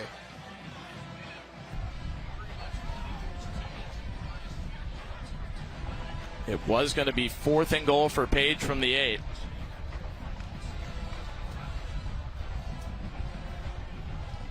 Here's our head official, Alec Calvert. There, 2. fouls on the play. Foul number 1, ineligible man downfield. That flag is declined. Second, we have intentional grounding on Page. 5 yards from the spot of the foul. Loss of down. It'll be 4th down. And now it's no debate. Page will kick a field goal to try and tie it. We'd see right here Palmer. So they get called for an eligible man downfield. We got some lineman downfield or an ineligible player. Then he throws it out from inside of the pocket, so there's no receivers. They call it throwing the ball, and now it's set up a long kick, Max. Zane Cannon, 37 yards. This would be the longest kick he's ever hit in a varsity game to tie it up. He got it. Zane Cannon booms us to triple overtime. His previous long was 32. That one was at least 5 yards longer. I'm smiling ear to ear because you can't ask for a better Friday night high school football game. It's one of those things where it can't be explained. It wasn't the prettiest game, but we're watching some real warriors and some kids figure out what they're made of, executing on the biggest stages. So to triple overtime we go. A touchdown apiece in the first, a field goal apiece in the second. What's next, Bruno Reagan? Do you want me to guess? I can't. I can't guess. I don't know. I'm excited to see, though. It will be Page football as they turn right back around to start triple OT. This game has been a gut check times 10,000. There will be a whole lot of film to go over for everybody. Page will finally play their home opener next week against Franklin if they've gotten their breath back by then.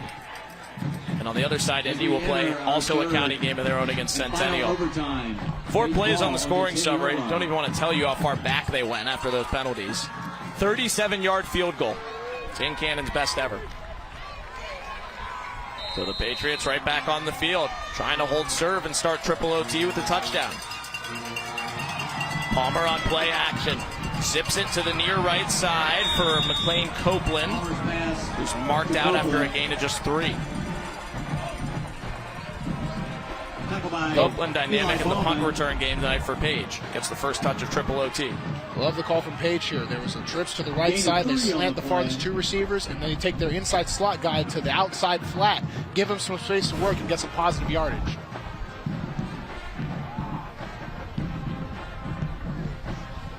Both bands have brought it. Both student sections have brought it. Both sides of the crowd have brought it.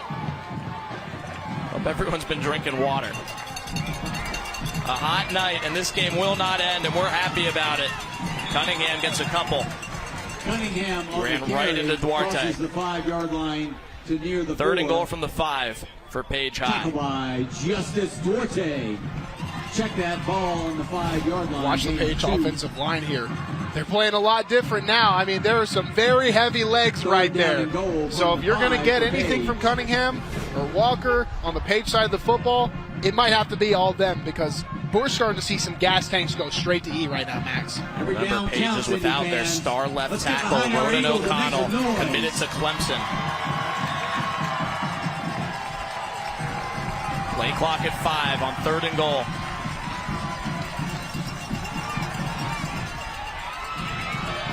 Palmer runs for it and can't get there. Ryan Holloway got him first. Tackled by number 2. And it's 4th and Ryan goal. Holloway brings up Somewhere 4th between down. the 1 and the 2. And the field goal team's coming back out for Page. I don't know, Max. I said earlier when we were a long time ago back in first OT that I think the longer this game goes, the better chance Independence has. So a much shorter field goal this time for Cannon. It'll be just 20 yards after he made a personal best 37-yarder to get us to triple OT. He is on the right hash.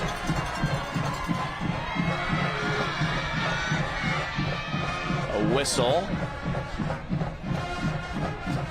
Delay of game against Page. I want to be honest, Max. We'll let him call first. Delay of game. I think taking the delay there might actually be better. If you're on that 1 or 2 and you're on the right hash, it's a very awkward angle.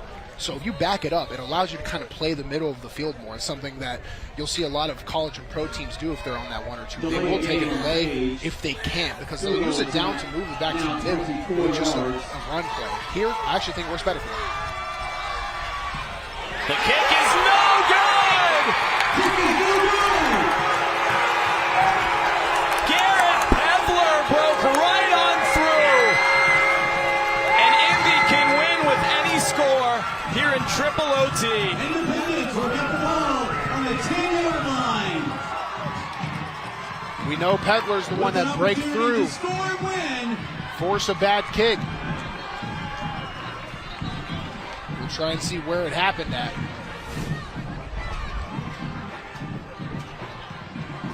Take a look at this field goal unit. Right off of the edge. So no points for Page in triple OT. Any points for Indy would be a walk-off winner. They trailed 17-0 at halftime. Now the ball is in their hands in triple OT. Handoff to Clay Davis, the man who fumbled on the first snap of the football game over 3 hours ago. Page led 17-0 at halftime. Indy got us to overtime at 17-17. A touchdown aside in the first, a field goal aside in the second. Nothing for Page in the top of the third.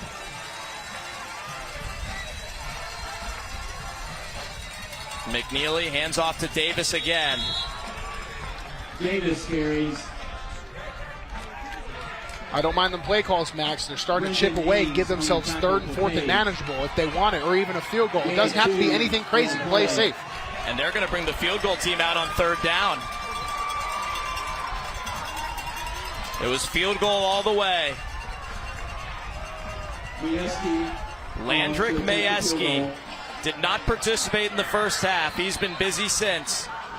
A 24-yard field goal will come after a timeout by Page to ice the kicker. Max, do you know why you would go for a field goal on 3rd down instead of 4th? What if your operation's bad? Huddle on the ball and do it again. If the kicker doesn't like the kick, he can stop. The holder can just fall on the ball. It gives you options just in case if anything bad happens. I think this is a really high-level football call. A couple of safe runs in the bottom of the 3rd overtime for Independence. In a game that, despite getting to triple overtime, has only had 270 total yards of offense. Both teams combined. I'm trying to find something to compare this game to, but it's really been a unique experience for me to call it, for the viewer at home. All I can say, it's been a ton of fun, Max. Week 2 has been a wild one. Hunter McDuffie is the long snapper. Cole Romine the holder. Landrick Majewski ready for the game-winning kick. Justice Duarte the snap. The hold. The kick is good! Indy wins with a triple overtime comeback.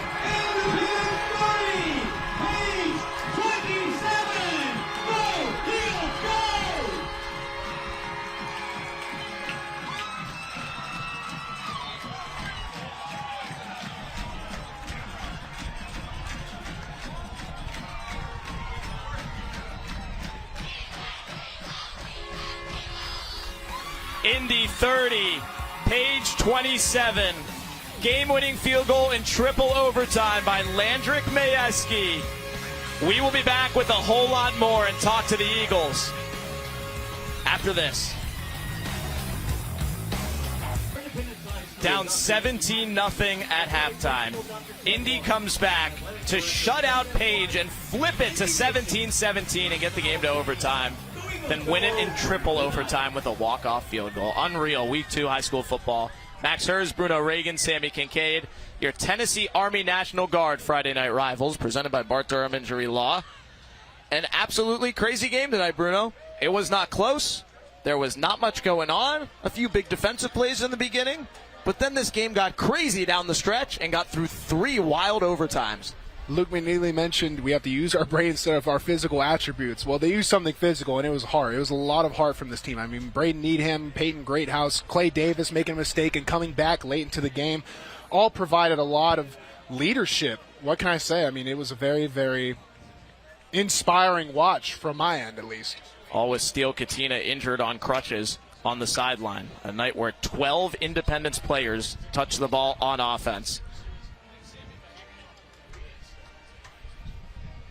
Time for our Bart Durham Injury Law Player of the Game. A lot of guys showed a lot of heart for Indy, like Bruno said. We're going to go with the man who caught the crazy prayer 4th and 15 touchdown to extend the game at the end of the first overtime. Braden Needham, who did it on both sides of the football. Yeah, I think Braden Needham was what the spark that Independence needed, all right? And there was a lot of back and forth between Page and Independence, so it was hard to nail down, especially in a low production game that we had. But if there was any game that we would decide who was the guy who brought the edge, I think Braden Needham brought the edge and brought just enough for Independence and to lead them to victory. Played through injury, caught that wild touchdown at the end of the first overtime. And it's tough to pick just one dude. This was a team effort, and Braden Needham exemplifies that. So he's our Bart Durham Injury Law Player of the Game. He is down there with his head coach, Scott Stidham, Sammy Kincaid. Somebody get that boy some TV time. What do you got, Sammy? Coach, you brought him down right here front and center as soon as you heard he was the player of the game. What can you say about the guys on offense really making big plays in that second half? He wasn't off the field very much. He played defense, offense. He's on some special teams. Braden Needham's one heck of a football player. He's not big enough. He doesn't check a lot what those college football coaches want, but he's what Indy football coaches want. So he's got the heart of it, and the Indy Eagle, we love him. And it was really all Indy, quite literally, in that second half. What can you say about that second half into overtime performance? Well, a lot of kids quit when it's 17-0, and we just kept fighting. And, man, the defense played unbelievable second half to shut them out. And we needed we got that onside kick and then turned it right back over. So we really struggled going offensively. But then in the end of the game, I just felt like we did some good things. Our coaches made some great adjustments. I know I did a bad job coaching, but we got a great coaching staff, and these kids fought like crazy, and we were very fortunate to win. I sure am glad Landrick Majewski's on our team to make that big kick. Absolutely. Well, we are completely surrounded right now, so I'm going to go ahead and give this to you so you can celebrate, Coach.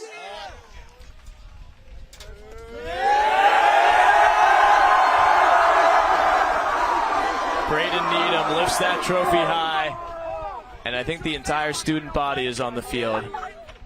Indy Nation well represented after a 30-27 triple overtime win. Fun stuff, Bruno. We'll try it again next week with Beach and Riverdale next Friday. I love that quote. Braden Needham doesn't have a lot of things college coaches want, but he has a lot of things Independence coaches want, and he can play on my football team any day of the week, Max. What a win for Indy. They improved to 1-1. Page falls to 1-1. Next Friday at 7 p.m., it'll be Beach at Riverdale for another non-region game here on Friday Night Rivals. All of us would like to take a moment to thank our wonderful sponsor partners, the Tennessee Army National Guard, Bart Durham Injury Law, and Rackley Roofing, who through their contributions to the program make these games possible for you to watch at home. We also want to thank our other great sponsor supporters for their contributions to our 2023 Friday Night Rivals telecasts. The Protein Snack Shop, South College, BMC Metalworks, UA Local 572, Hiller Plumbing, Heating, Cooling, and Electrical, Wilson Bank and Trust, Sprint's Home Furnishings, the United States Marines, Action Nissan, Western Kentucky University, Budget Breaks, U.S. Community Credit Union, and Josh Houston and Associates. We'd especially like to thank tonight's participating high schools and their administrators for their continued support. Page High School and our happy hosts, Independence High School. What a night it was. 17-0 Page at halftime. 17-17 to overtime. And Indy wins it 30-27 in triple overtime. A Williamson County rivalry that lived up to the hype in every way on a hot night. For Bruno Reagan, Sammy Kincaid, statistician Brian Stegall, our guest producer Dean McCondishi, and our entire crew, I'm Max Hurst signing off. They're happy tonight in Thompson Station. Indy 30, Page 27. Thanks for watching high school football.